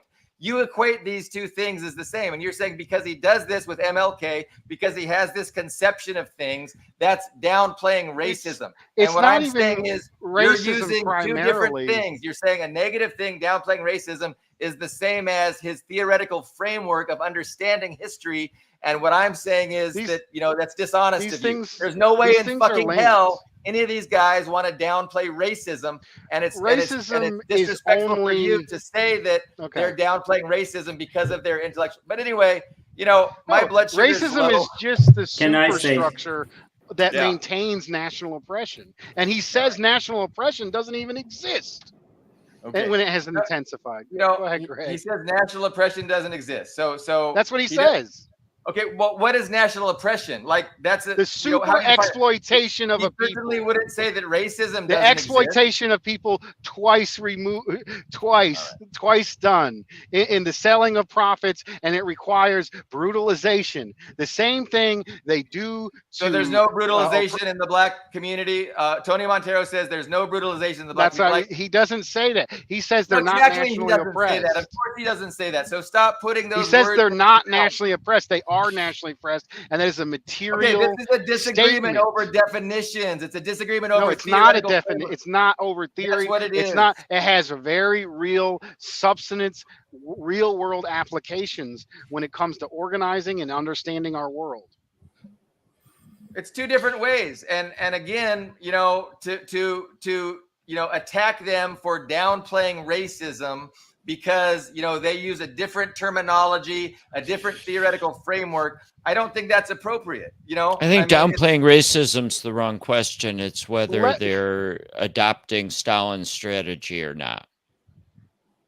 Well, and I think that itself is a difficult argument to make because to assume that we have 1,000% certainty what Stalin's approach was then and that it's totally applicable here and now, like these are just immense stretches of credulity, and it's just like it's way too big of an argument to have, and to use these things, these certainties, as an attack on other people who are in good faith. What is my incentive to attack them? I want them to do good. I want to see them succeed. I think you've had a disagreement with them, right? I think I want to see them organized. Recently. No, until they came under. I was supportive of Midwestern Marx, critically supportive up until they came under the leadership of Haas and Hinkle, and then I wrote them off as complete tools. And enemies. So there's personalities that you don't like, and no, because these people have proven themselves to be completely ineffective for organizing. You got openly sexist, openly transphobic, little fucking rich pretty boys who are now leaders of a fucking communist party that has taken on the mantle of the real American Communist Party. This shit is laughable. Okay. This shit So is no, that's fine, insulting. Dust. I mean, you can dismiss it, but I'm like, what's the point? Like, personally, I want the best for them genuinely. I hope they succeed. I do too, and I hopefully hope my they can criticisms do can push things. them in that direction. But what about That's this, why I Dust? do I what I hope they do. do things that your approach has not been able to accomplish. Is that fair? What are you laughing at? Okay. Why What's has so it not funny? been okay? Why is the left so weak in the United States? It's because we have the core of empire. We were brutally suppressed in COINTELPRO. The people that were practicing intercommunalism, Dust, which is why even a more keep- advanced theoretical understanding of the national question, specifically applied to the United States, that were getting white workers to actively fight for imprisoned Black Panther members. They were getting refugees from the South, and they were murdered. It has not worked. We were brutally suppressed, and we live in the core of empire. Just because we have a big, and we haven't been. I can't hear you. Theories and ideology. Just because we haven't had a revolutionary success in a place that has the worst conditions for arguably the worst conditions for having a revolution is the imperialist core. Does not mean that our theories are incorrect. And what they are doing and what they are proposing has been tried and has done worse demonstratively. Like Stalin. If you look at American communists, you look at Harry Haywood, you look at William Z. Foster. There has been they call them national patriots and social chauvinists, and these were people they had to kick out of the Communist Party to make it more effective, doing similarly almost exactly what they're doing and promoting. Like it's obvious to me on my understanding of the history of this of our movement here and the conditions that we face that this is absurd, and it's unfortunate when I see people is smart, is capable, and is dedicated to trying to do something, to be fooled and to waste their time. And maybe they weren't going to do anything anyways, but it's just really sad to see. Okay, so I have a thought on all. So here's my closing thought on all this. So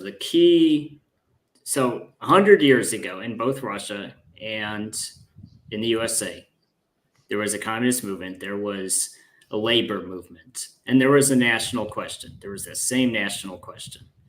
What is the difference between now and then? So, and this came up when we had, when we had Slava on the show, we were talking about the Ukrainian nationality. There's the key problem with the nationality question now, as opposed to then, is that when the Russian Revolution and the Civil War happened, it was not a narrative of a big ethnicity oppressing the exterior ethnicities. No one back then was saying, oh, Russians are this horde that are evil and are oppressing all these other nations. No one was saying that. No one was painting. No one in the Bolsheviks were saying Russians are evil and are oppressing these other nations. No one said that. Russians were just enough. What was interesting about it is that Russians were presented as equal. They weren't saying, oh, it's a Russian dictated movement.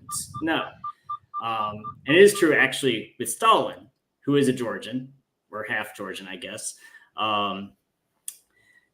who had more non-Russians in his administration than anyone before or after him. That is a true statement. But no one was saying Russians are evil. But now you look at the nation question now in Central and Eastern Europe. That's the narrative. You have these Czechs, you have these Lithuanians, you have these Ukrainians. They're saying, oh, and it's this narrative of you have these smaller, valid identities who are oppressed by the Russians, right? So that's my issue with the nation question, the direction it's taken. Like on Quora, I'll just post photos of what I do in Russia. So like a few months ago, this was in May after Victory Day, I posted a photo of some Russian kids with their flags out at a holiday festivity. And then there were Western comments saying, "Oh, I wish I could drop a storm shadow on them." That's literally what they're saying. So this isn't even class hatred. This is ethnic hatred. They hate Russians. They want to kill Russians. Now apply that to the USA. It's the same thing. It's painted as there's this majority ethnicity. Oppressed nationalists don't hate whitey. Oppressed nationalists don't hate whitey. This is like stuff people blow up and be trolls online. Nothing what I'm saying about internal oppressed nations has said anything of what you're saying. There might be some rad live edgy people online saying fuck whitey or death to America, and they get their clicks, or maybe they're coming from a good part on it. But no, to say that we need national liberation is not saying it's primarily poor. I am a poor white redneck in the South, and I want us to unite against imperialism. And the best way to do that is to go to the people who have been fighting because they faced worse conditions and support that effort, because that effort is best for our entire class. Like, that is my argument. I'm not saying anything of the thing you're saying. And I think what the early Communist Party did under Haywood, what the Panthers did in the Rainbow Coalition, is a continuation of what I'm saying. And I go ahead. I've heard it back. Okay. So okay. I mean, all I'm saying is, this is my closing thought. I don't feel like it's debating not it, different. But the point is, you only have one homeland. So like, Russia is not my homeland. I just live in Russia. USA is my homeland. It's your homeland. I think it's everybody's on this show's homeland. The problem is, if you lose your homeland, you don't get a second one. If Russians lose their homeland, they don't get a second one. No one's going to give displaced Russians a homeland. No one's going to give displaced Americans a homeland if we fuck it up. I won't have a homeland in Quebec. You won't have a homeland. So also, let me finish. Go ahead. So if you say, I feel like as a majority, I am evil and I'm oppressing these minority nations, so I want to become a minority. Well, the problem is, once you become a minority, you're not getting back a majority. So do it with caution. I left the USA. Do what you will. I'll just tell you, if you're a minority in the USA, you might not like it.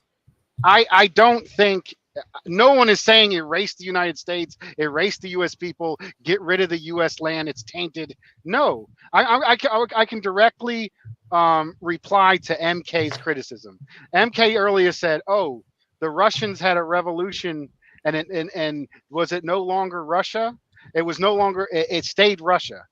Right? That's what he directly said. In reality, Russia did not say Russia after the revolution.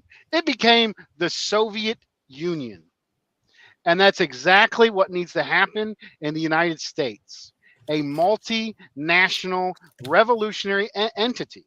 And I would like to actually make a criticism, not a criticism, but push Greg to go a little bit further on this issue as well. And Greg was making the argument against patriotism as if it was dualistic, as if you look at patriotism, it has been used to support imperialism overall. Therefore, we should not use patriotism.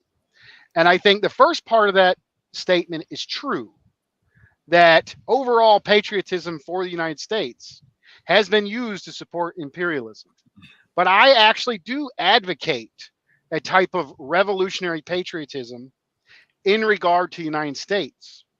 And that patriotism is a patriot idea, almost like a Soviet idea, that the masses of the people in the United States, regardless of national origin, can unite and eliminate national oppression and class oppression and destroy the seat of empire simultaneously with a proletarian revolution, where we will have people with this patriotic mindset, towards a new America, or whatever the hell you want to call it, alongside oppressed nationalists who have burned the American flag. These things, as long as your focus symbols can be used and manipulated in all kinds of directions. But if your primary emphasis is using this ideal, using this common condition, the shared understanding of the multinational masses, multicultural masses, to an endpoint of a new goal, then I think it can be effective, and it can be effective simultaneously amongst different communities that are fighting for their specific things within their community in coordination, orchestration with the whole. So I do think we can have both a revolutionary patriotism and the patriotism of oppressed nations and a new multinational socialist society simultaneously. And it isn't, and what you're saying about, I hate the United States and I hate the people and all get whitey, none of that is true whatsoever. I mean, I'd like to get Greg's response as well. Well, Russia did not stop existing in the Soviet Union. No, but it became the Soviet Union. It became the Soviet Union. It was still no longer Russia. It was Russia. It was still literally a Russian state. Yes. But places that were Russia were no longer Russia. They were their own independent countries and part of the broader Soviet Union as one country pursuing a socialist project. And that's exactly what's going to happen in the United States. And we don't even we're not going to call it we might not call it America. We might not have the American flag. We will have whatever the international proletariat that wins the revolution decides to be our symbols of recognition and decide on what we're going to honor in our history. Well, that's the root. That's the root of it. So I want to direct you towards, actually, and this comment is also true. So it started because Russians and Belarusians and Ukrainians decided this was the system they wanted. And it also ended because the presidents of Russia and Ukraine and Belarus decided the Soviet Union needs to end. And it was actually what ultimately happened. And I've seen this for other people say this as well. What doomed the Soviet Union is that Russians felt second rate. That's a true statement. That Russia was actually a middle or low income state in the Soviet Union, but were paying in some cases double per capita what others were. So Russians were supporting the prosperity of everybody, but they started asking, why are we supporting the prosperity of everybody? Well, the Russians also overwhelmingly voted to maintain the union. Right. But the main thing was the disillusionment. The disillusionment is what ended the Soviet Union because Russians could have prevented the end of the Soviet Union if they wanted to. If the masses of Russians, if the Russians in the army, if the Russians in the streets of Moscow. Well, I mean, you're getting into the weeds a bit. I mean, we know how they felt because they responded in a what is that called? A Soviet-wide poll. The referendum, 70% of people in Russia said maintain the union. Now, sure, they did not succeed in keeping the coup from happening. But I mean, what does that mean? Like, that doesn't mean that they wanted the Soviet Union to be abolished. So just because they weren't able to keep the coup from happening doesn't mean they didn't want it to abolish itself. But Greg, were you done? I know you were talking earlier, but I have some follow-up comments unless you have something that you wanted to say. No, go ahead. But you're a great listener. My big problem with Dust is his attacks, on other people and other movements that, I see as, wanting to support, and I want the best for, and I want to see them succeed.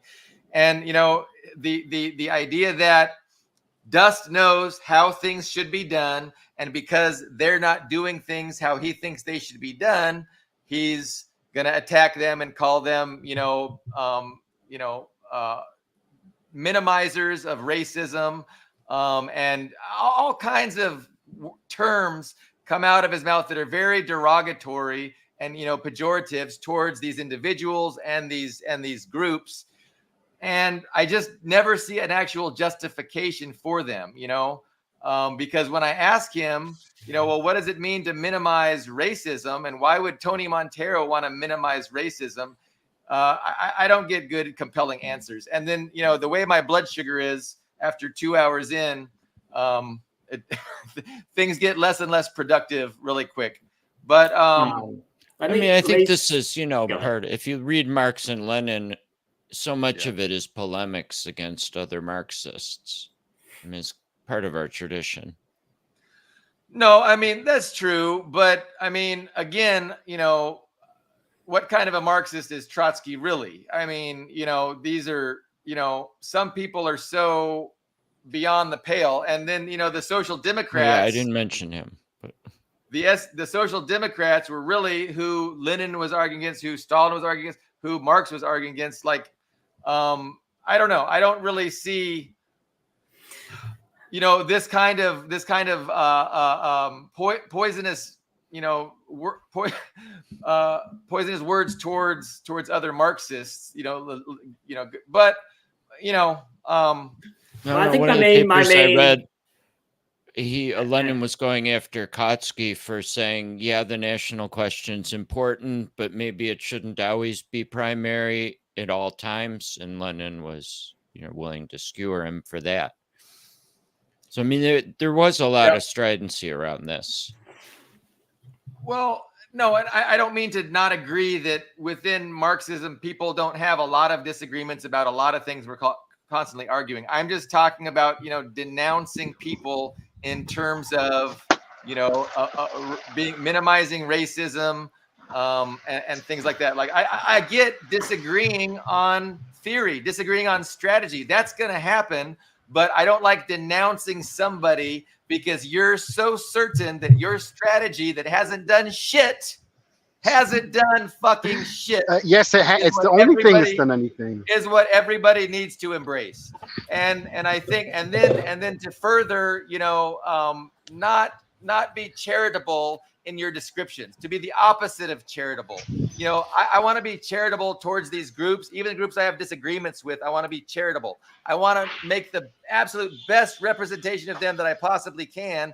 And I see the opposite tendency in Dust's attack on, not only is he not being fair, he's being less than fair. I don't want fairness. I want to be more than fair. And I see Dust being less than fair in his attacks on these groups and individuals. But that's my problem. That's my big issue. That's what gets me angry and loud and red-faced and low blood sugared. So I apologize for that. I think, you have nice values towards people, but there's also ideological and strategy questions. Yeah, and I'm trying to learn. I'm trying to understand. I'm trying to get where you guys are coming from on a theoretical and, ideological basis. I'm not being persuaded. And then I see the less than fairness in the the words that you're using, the insults you're using, don't seem, they seem less than fair. And I want to see more than fair. But like, I'm not persuaded that it's not a good idea to outreach to Trump supporters that are for the first time realizing democracy doesn't exist, right? Like those people are, they need to be talked to. They need to be brought into the movement, and they need to be addressed. And to attack people that want to address or bring Trump supporters, explain to them what's really going on, and get them as part of the movement, I don't think is appropriate or helpful. And so anyway, I missed what Ian said. I had to deal with a number that's holding me up. I don't know. I believe I've been more than fair, and I believe my criticisms are from a theoretical, historical basis, and they continue to be constructive criticisms. I'm not sure. I would like to get Greg's response on my slight criticism on a use of revolutionary patriotism towards a new multinational project. Oh, I liked it. I thought what I said was too black and white and not textured. Okay. I simplified. So, Although I mean, I did like what you added. I think too many people discount Horn, and I like that you did add. And my own interpretation, I think Horn example does add necessary context to some of the limitations of what I believe to be an ultimately progressive anti-colonial revolution. But I do think it had its major limitations, and I actually went a step further in my presentation and showed some of those limitations from poor whites who pushed for revolution and then were further suppressed. But I really Right. do think, No, and I've right. come and I've grown a lot on that issue. But I think a lot of people, though, including Midwestern Mark, if you mention Sakai or you mention Horn or you mention any of these people, they'll immediately attack you of being a rad lib. And honestly, they haven't been fair to a lot of people, and they've written off a lot of people. And if you look at Haas and Hinkle, they will go out of their way to mock children for the way they talk, their appearance. You want to accuse me of not being fair? The people that you are defending have been the most snoveling, antagonistic, opportunist, ignorant brats on yeah. So, a What fucking children have number. they mocked? well, no, hey, hold on. People hold on. on Twitter constantly. Oh my God. People that the debate bro bullshit where they get random people on the internet and then they mute them and then they yell at them and then mock their fucking accent and make fun of their weight or their But- appearance. This so- is their bed and brother. This is that you saw there was somebody that came up to Hinkle at the march and he had a criticism to say to him and he said it and they called him an F word, anti-gay remark to this person in public. This is not leadership. It's professional communists. This is a laughing stock and an assault on my legacy. Yeah, I mean, so we're gonna just agree to disagree.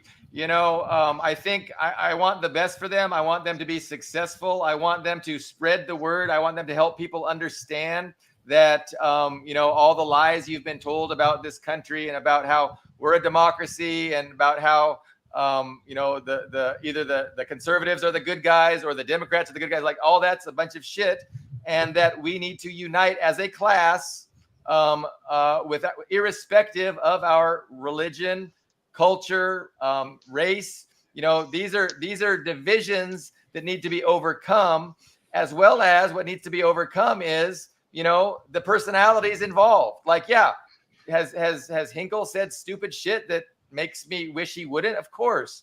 Has Haas? Of course. Like, these kids are like 20 something, but I wish the best for them. I support them, and I want them to continue in spreading the word about communism and socialism and the reality of empire, the reality of our situation right now. And they're doing a great job of that, and they're informing people. People are getting educated. They're reaching a lot of people, and I wish them the best. And I hope that they have the best. And so, and I wish the best for you. And I have the same exact desire for you, Dust, and you, Greg, everybody. And these interpersonal divisions where we disagree on strategy or tactics, or we disagree on personality, or somebody's relative conservatism versus liberalism. I mean, these are things that we have to overcome in order to achieve this class unity.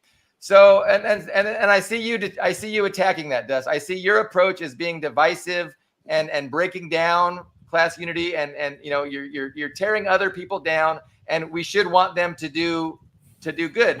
And to do good, of course, is by educating people, informing people. Yeah, they make mistakes, absolutely, and I condemn their mistakes, and I support the good work they're doing. I mean, how hard is that? I do the same for you. But yeah, I mean, and again, I think you're a little certain, a little bit lacking in humility about, quote unquote, the right approach. And I think you can look around and see that it's obvious that you don't have the right approach, right? So stop telling people, because if you had the right approach, things would be Things would be different, because what's the purpose of the approach? What's wrong Get with my results. approach? Every major thing No, we've achieved Dust, or defended has been Right. from my approach. Like your approach is, I would say your approach is wrong when you force other people to adopt it and condemn them for not doing so. And I think if you think your approach is the right one, I think you should pursue it, and you should go for it. And I wish you all the luck. Just like I wish Midwestern Marks all the luck in their outreach to Trump supporters. Like, good luck. I hope it works. It might not. You're right. We have the deck is stacked against us. They own the media. They own the politicians. They own the police state. Like, they own everything. Like, it's really, really difficult to succeed. They're but even all the ineffective more in reason that. I've done to outreach to Trump supporters. You don't call them fucking Trump supporters. You don't call them MAGA people. You get them involved in labor issues, and you organize a broad mass of people despite them being Trump supporters. Not because or go after them, and specifically, you make broad class appeals, you make organizing efforts, and so people who happen to support Trump will be brought to those appeals. And if you say, oh, we need to reach the Trump supporters, we're MAGA communists, what have you done? You've alienated the masses of people who rightfully hate Trump as a disgusting piece of racist imperialist. Like that's what you're doing. It's a completely absurd strategy that only works and only exists because it's profitable online, and it gets clicks and views, and it makes Twitter tweets, and it makes interesting debate bro content. It's the only reason it fucking exists. I've been organizing Trump supporters. I've been organizing Trump supporters. Yeah. This is my fucking community. This shit is insulting and condescending. It's all get out. And he looks down on people in rural areas like, oh, I know better, and what they actually want. They might say they're vehemently anti-communist, but what they actually want is communism. It's alienating to say "Make America Great Again" communism, because that's because "Make America Great Again" is a little racist fucking trope. When was fucking America great? Was it great during segregation? Was it great during slavery? No, that "Great and Make America Great" is a racially charged appeal to reaction. It's bullshit. I don't think so. I think it's appealing to people. It's appealing to Trump supporters, and I think Trump supporters believe that there was a time when America was great. I agree with you. There was no time. I think it's a stupid slogan, because I agree that the again makes it nonsensical, right? I agree with that. But, again, it's an outreach to people who understand that America used to be a great place, like in the 50s or whenever, And so I don't condemn them for embracing that approach, even though I understand that there was never a time when America was quote unquote great. Like, I agree with that. There's always been a lot of great things and great people in this country, but I mean, there's never been a golden age where things were perfect. Like, that's true.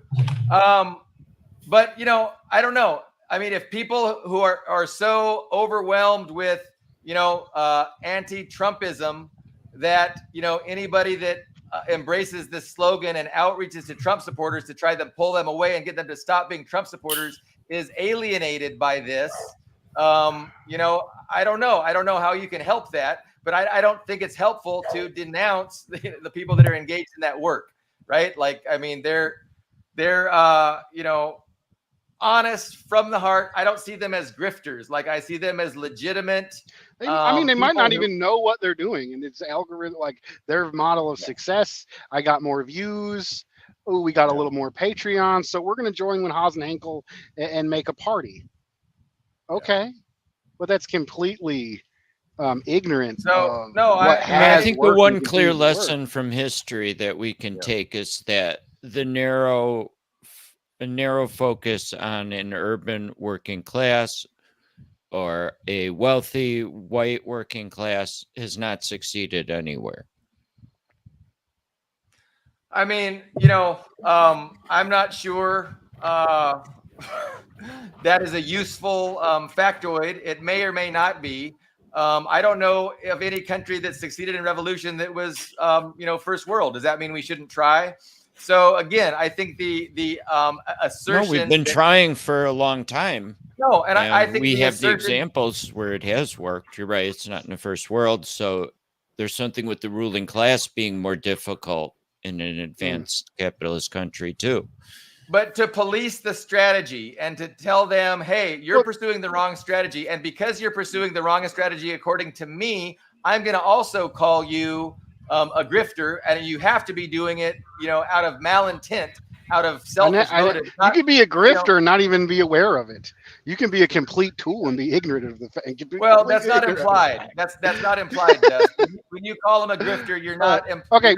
I'm making moral judgments say, and hitting people's characters. that Not you say you say that my strategy has not worked, but if you look at the strongest we ever had a communist party in this country was when they recognized the black belt, was when they put anti-lynching first, was when they put labor integration first. And then if we look to the most revolutionary period and the period that captured the majority of the masses, and we look at the Black Power movement and the Panthers and how they organized primarily the oppressed community and did do outreach to the poorest of white people, and then they got those white people to actively support in solidarity black and brown brothers and sisters in their same neighborhood as an ability to attack and go against the entire imperialist system and improve those conditions. I'm saying my strategy is the only strategy that has worked, and what they're pursuing is going at direct odds against what has worked. And I think from that analysis, I can clearly say and confidently say that it will not work. And I would wish they would do otherwise. And I give efforts and I try my little bit. I'm not an academic. I don't have a lot of free time. I'm not being funded by organizations directly attached to RT and other foreign entities. I do not have the resources. I'm simply a foreign worker. entities. Are you casting aspersions? We could talk about that. Like we could talk about that. I mean, I don't want to get directly into it. You should have just. Well, you shut up about it. should. Foreign entities. Yeah. I'm not receiving any fucking money. Idiots. No, I'm not saying they're useful idiots. I'm saying they're funded. No, that's not charitable. I don't know. Beth. I'm not. It's okay. Now, it might not be fucking charitable. No, it might not be charitable. Like, I mean, I have been in organizations that had this line and were the lead people advancing this line. And what I saw in those organizations, I did not see them organizing in union halls. I did not see them going into oppressed communities. I saw fancy hotel conferences. I saw people from RT. I saw big people just getting together to try to get. I like internationalism. I like Russia, but when you have grifters here, who may manipulate and siphon off funds for their own project, they're ripping off the foreign entities and hurting themselves and not doing what's necessary. What I'm saying is I don't have the same amount of funds. I don't have the same amount of resources. And there's a reason why. It's because I am a worker of my community, not an academic. And a lot of these things, the reason why they have the ability to do these, the reason why they have that Jackson Hinkle has the ability to go down to Venezuela and make a big fool of himself by saying, oh, he's the first American to congratulate. And he was rightfully put in his place by Maduro, is because I'm part of the proletariat.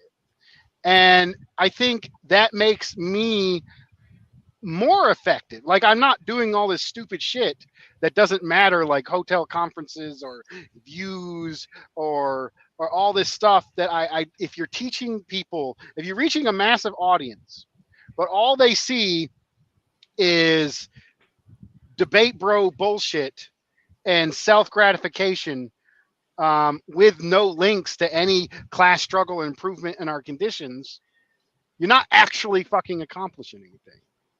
And I actually have been part of groups. And I actually have been part of groups as a student activist in Occupy, where I have been in and amongst the community and won and fought. But that doesn't; those efforts don't seem to have been very successful, right? But it's the only thing that has been successful, and it's the only thing that has defended the gains of our class as it is. Where are the results of these grifters other than online views? Okay. Where are the results of the grifters other than Patreon accounts? My result is the defense of workers. I supported the post office union. The post office union has improved the labor conditions throughout the United States by maintaining their benefits, having a well-paid worker with benefits in every community across this country. I was actively supporting that effort, supporting that, which has made real change. And if you look at Black Lives Matter, no, I'm saying I've been a part of it and I supported it, and I know that's the correct strategy. And that is what I'm saying we should do. And I can give examples of ways in which we have won victories. We have made defenses for our class. These people are pro privatization of the post office. No, is that what you're saying? What I'm saying is they're not connected to any class struggle whatsoever. Well, what do you mean? That's what socialism is, Dust. Socialism is class struggle. Socialism is class. But saying you're socialist and not actively being connected to any class struggle whatsoever. What do you mean? You might not be a socialist. Getting on the internet and saying you're a socialist and preaching that you're the embodiment of socialism does not actually make you a socialist or contributing to the socialist movement or class struggle in this country. Being actively involved in class struggle. How are they not actively involved in class struggle? If they go to Russia, they go to Venezuela. So they go to foreign countries and make fools of themselves in ways that is self-aggrandizing. Okay, you're policing. You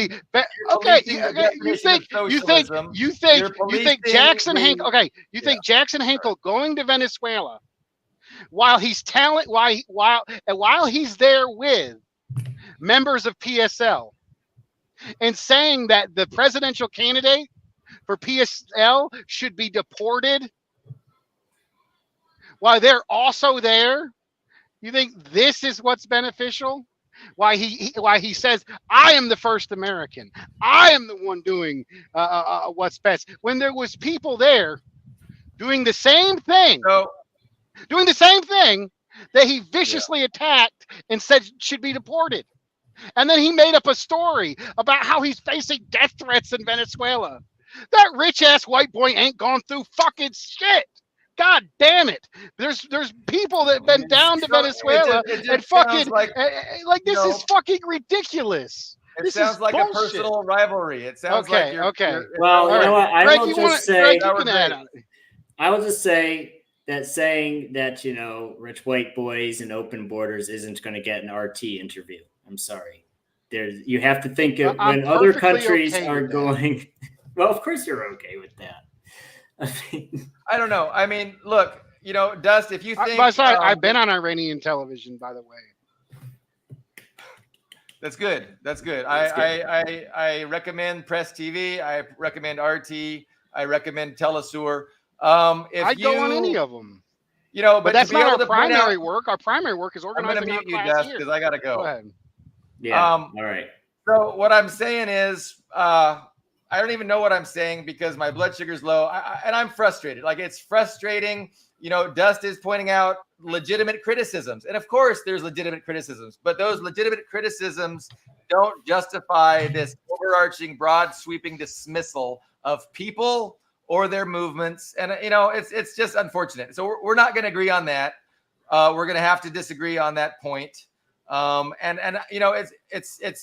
I am frustrated, and that's why we're probably not gonna, have.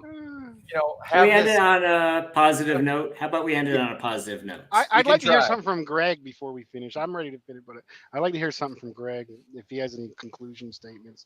I mean, between you guys, I think Billy has a fair point about the personal attacks, but I think the strategy issues are serious.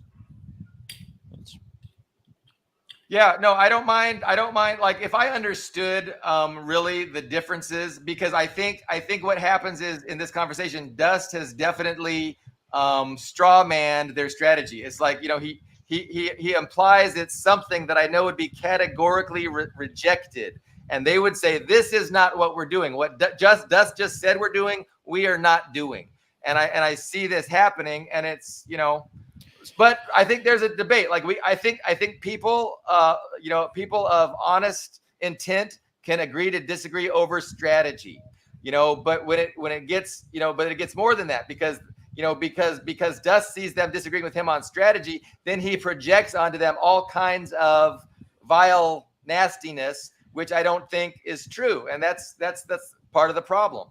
And he just rejects. I mean, it's hard to tell without knowing them personally where it comes from, you know, what is in their character. No, I mean, which you is haven't even. kind of what we're I'm arguing about. that you guys are right about strategy. That's what I'm saying. I don't quite understand the differences, and maybe we could get one of them on. And I don't know. It's tough to look at things and have a productive conversation about these. But I wouldn't mind identifying the different strategies, and as long as, you know, there's no projection because you disagree with my strategy and you want this strategy, that means X, Y, and Z about you. I think the strategy issue is simple, is whether it's a narrow focus of revolutionary activity or a broad one. Okay, so that's the thing. I don't think which one are you promoting, narrow or broad? I don't even know that. I'm assuming you're promoting broad. Lenin, that communists need to focus on every aspect of oppression. Broad. No, yeah. Exactly. And I would say that all these groups, Haas, Hinkle, Midwestern Marx, would agree. We are approaching the broad view, and they would accuse you of approaching the narrow view. So we probably couldn't even agree on that. And if we couldn't even agree on that, like, how productive is that discussion going to go?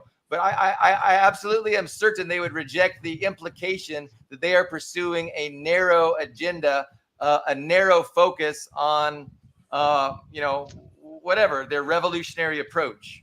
They would say they're the broad ones and you guys are the narrow ones, just like you're saying I'm the broad ones and they're the narrow ones, right? Would you agree with that, Greg?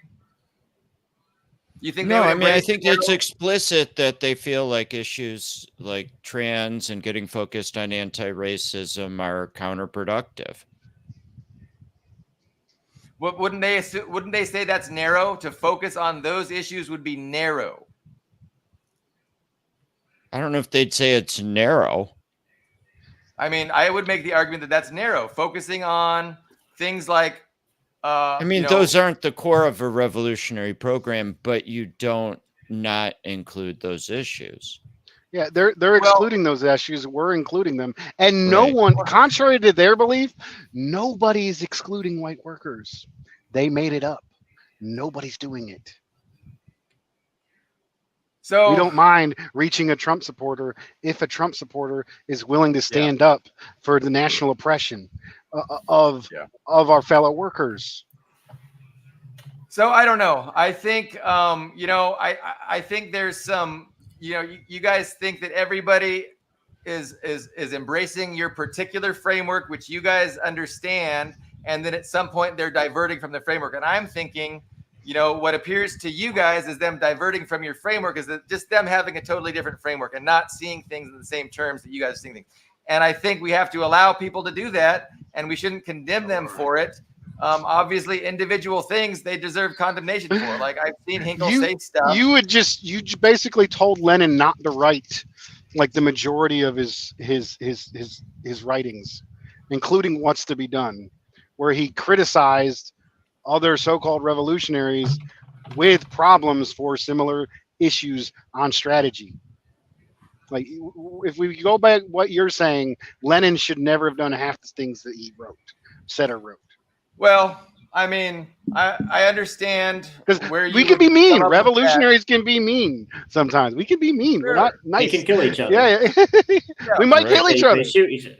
It's what's in the interest of the class. It's what's in the interest of our class. Right, but you think how we understand society. The choice between unity, right, and developing a powerful enough political force to make real change. Given the but you're choice not, between doing that real and saying some change. divisive bullshit and writing off, half the population. Am I writing off half the population? Did I ever say that we should write off half the population? Am I saying Lenin shouldn't have written half his works? No. So I mean, we're both making arguments. He got mad at a fellow so-called revolution for right, and I'm saying strategies, he would prioritize and he made arguments about why. Over division. Actually, right? no, he broke. Okay, Lenin broke from the Mensheviks. I can't have a quiet conversation because my Lenin broke from the Mensheviks. Unity is not always the principled thing to do. There is something called unprincipled unity. And if I have to choose between national chauvinists like Midwestern Marx and oppressed nationalists and people in PSL who I've seen doing work that they're attacking, I will choose the oppressed nationalists and I will choose the activists. Is Midwestern Marx national chauvinists, in your opinion? Okay. So yeah, maybe we can get someone to respond to that allegation, because I think they would reject that, right? And so if that's not a point of agreement, right? Like if they accepted that they were national chauvinists and you guys asserted they were and they accepted that, I might be with you guys agreeing that we should maybe part company with them. By my definition, national chauvinism is not respecting people's right to self-determination, which they openly admit to. And they openly admit to on the basis that national oppression doesn't exist. And the material reality says the exact opposite. Okay, well that is why I call them national chauvinists. They're saying there was a civil rights revolution which allowed ended national oppression. That's all the rights of white people. At least ostensibly. So why in the Obama administration during the recession did black people get poorer? What did it have anything to do with home ownership from the 1940s? It had to go with ongoing institutions of national oppression, from police brutality to criminalization. Too.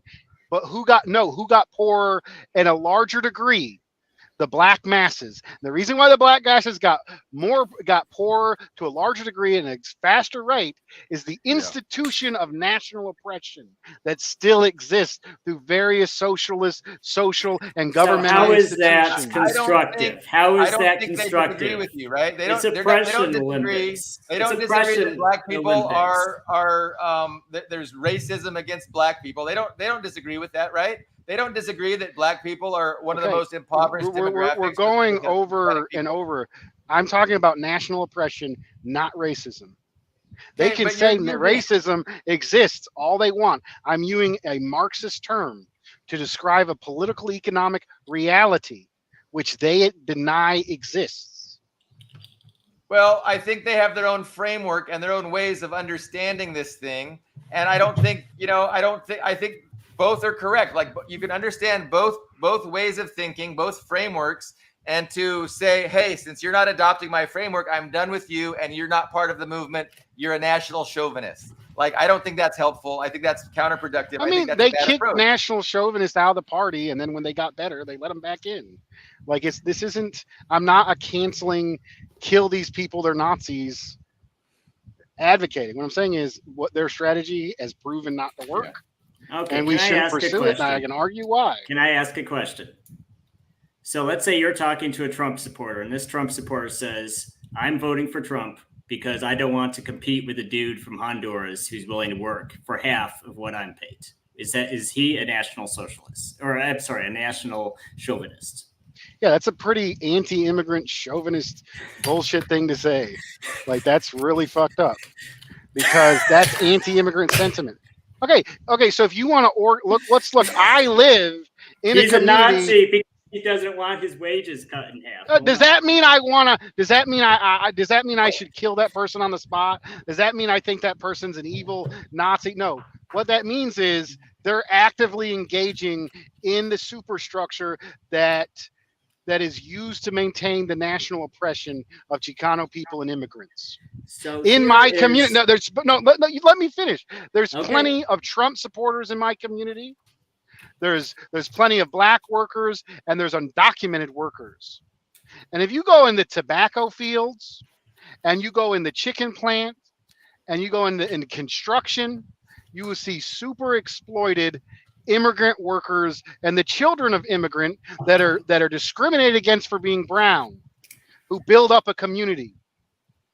And that anti-immigrant rhetoric and those anti-immigrant policies and the raids and the deportations and the terrorism and the forced kidnapping of my fellow workers maintains class oppression in my community. And if I want to prove conditions in my international working class community, I'm going to stand with all workers, regardless of documented status, and improve conditions for us all. And I have a very example of undocumented workers or semi-documented workers organizing Trump supporters against the bosses. Let's look at the Farm Labor Organizing Committee that was organizing H-2B visa workers who are basically undocumented. They're worse than undocumented. They're hooked to, they can't leave their employer without being deported. The H-2B visa is essentially a form of a form of modern day slavery. So why not just abolish that visa? No, are you listening to my point and the narrative and where I'm going with this? Those workers were being organized by a union. And they looked up and they said the growers are being manipulated and oppressed by the banks and the large agricultural. So all of the farm workers who were in desperate situations, who had organized in several farms, united with the growers associations, who were Trump supporters. And they also fought for better deals for the growers, who may have been Trump supporters, but they got them against capital. And in turn, that helped the farm workers. That is how revolution is going to happen. That is how successful organizing happens in the United States. And the undocumented workers and the immigrants are at the forefront of our entire struggle. And Trump supporters, middle class people, they can have these things, but if they're organized, if we can use class appeal and have them organized against the capitalists and in solidarity with the most oppressed, we can win. But if we allow the spilling of anti-immigrant bigotry and we allow the continued policies to attack our fellow immigrant workers and neighbors, what it will communist only hurt what our socialist class. organization promotes anti-immigrant bigotry? Like, that's just too far. Well, You just by too far. downplaying, by saying MAGA is anti-establishment, by saying MAGA is the primary set of workers that we should appeal to, they are downplaying the dangers of anti-immigrant bigotry and how that is a major aspect. Their approach to you, Dust? Do they demand that you reach out? I to made Trump my supporters? point. I made my point. I'm asking a question. Do they demand that you? If I was in the wrong, and they would like to come at me with a substantive critique from a historical, theoretical basis, I would be glad to listen. Dust, because they sure haven't to me. You're accusing them of telling you and everybody else that we have to go after the Trump supporters first, and I don't see them dictating to anybody any approach. I see them doing their own thing that I support. I see you doing your thing that I support, but you're dictating to them, and I don't see them dictating to you. You know what I'm saying? Okay. It's just Is that fair? They essentially do. They dictate to oppressed people. They like Dr. Montanaro and the like straight up say that Du Bois and Martin Luther King are the inheritors of American Marxism and struggle. Meaning they completely write off Garvey. They downplay the importance of Malcolm X and Black national. No, so they're basically telling an oppressed community. No, they're imposing on an oppressed community that integrationism of Martin Luther King is the correct way forward instead of their own Black revolutionary nationalist leaders. That is national chauvinism. This isn't even communism. This is just nationalism versus anti-nationalism. I wouldn't even call it internationalism. National liberation is a key part of what communism is. It is one of the main contradictions described by Stalin in the foundations of Leninism. So, okay. So are you- Right. Arguably, hold it's on. his This major is interesting. contribution. No, So I mean, this I'm is- learning something. So it's a divergence of opinion over integration versus segregation. So Dust is taking the National correct approach. liberation and right to self-determination. Hold on, no. National liberation and right to No, self-determination. we're sorry. We're you're not gonna even talking convolute about things. nations in the So USA. we're That's the talking problem. about Martin Luther King saying, we need to integrate. We need to not let's end segregation. Right? That was Martin Luther King. No, And you're saying when that I Montero was wrong when I said for integration, integration. I So meant it in a broad segregation- sense that we're one nation, and Malcolm X would disagree with Martin Luther King on the United States. being Okay, one and nation, Montero one people. happens to agree with King and not X. Yes, but not and you only agree does with he X and yes, not King. no, So no, I fucking agree what? with both of. I the agree fuck with both of cares? them. It's Montanaro who says X's opinion isn't valid. It's Montanaro who says Garvey didn't contribute. It's Midwestern Marx. You're not imposing your framework on Midwestern Marx and accusing them of being nationalist chauvinists. I should. I mean, embracing it. they're supposedly within my saying. I should be able to criticize them, but they actively write off. The only reason why I actively write off Midwestern Marx now is because they're being led by fucking idiots who are obvious grifters who do bullshit online. So Haas and Hinkle. That was 3 hours that I don't want to repeat. But I mean, I don't know. It was fun. It's It was productive useful. and it's frustrating, and it's sweet and sour. It's a sweet and sour experience. But we tried to wrap it up a while ago, and we got sucked back in. Greg, any final points before? I mean, it's interesting, I guess, and frustrating, and boorish all at once. I think everybody just ignores the elephant in the room. That's what makes it roundabout. The elephant in the room is that nobody believes in democracy.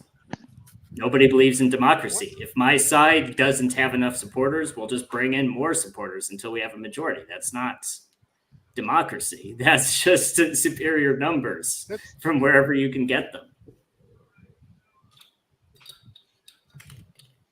I wanted a final thought, Ian, not gasoline on the fire. Here's the final thought. This is my final thought. Victory Day. I don't want to talk anymore. After Ian, can we get Greg's final thought and end it with him? Okay. Well, I'm just going to leave after this. So Sacred War is the most well-remembered song from World War II, from the Great Patriotic War. And I think the reason why is because if you listen to the music, even if you don't understand the lyrics, it's just this holistic, just unifying message. It's the fight against fascism. There's no divisiveness. It's the global fight against fascism. And it's something that even now people can listen to. Someone in Syria, someone in Iraq, someone in Africa, someone in Latin America can listen to. It's like, wow, this relates to me. And I think that's why that song outlived every other song from the war. So that's my closing thought. I hope everyone can reflect on that. But yes, it was good. I need to let the dog out, so I'm going to let you guys go. But take care. Thanks, Ian. Bye. Bye, Ian. Have a good one. Greg, any last thoughts? I don't think so. It went about an hour and a half longer than I had anticipated, but we get sucked in, and we both have opinions. And I wasn't planning on going. You weren't planning on. I'm ready to end it. I just want to talk after we're live. Okay. So we will reconvene on Tuesday. I am not sure who our guest will be, but I have a couple in mind. So a lot of discussion in the chat. So thanks for the viewers. I'm not sure very many people are going to be interested in these kinds of discussions, and I'm not sure we did the great job of exploring our differences. It's a struggle, and we tried our best, but I make a point and you like deliberately don't listen. You might think I'm doing that, Yeah, but maybe I I'm do. not explaining. Maybe I'm not explaining effectively enough. No, The it's difference. that's Or, you know, or it's a maybe you human don't have condition. the background or the ability to understand what I'm saying, or refuse to. I don't know. No, there's a lot of reasons. I think, you know, I mean, I'm not inside your mind, right? And so my own mind, you know, makes some understandings based on what I hear you saying. And so there's just some limitations with human communication. There's just, you know, inherent limitations. I don't know. And we did our best. We're doing our best. I'll wrap it up, Dust, and we can talk more after we end it, okay? Or unless you want to continue. I don't care. Oh, no, I thought we already ended. No, we didn't end it yet. Hold on.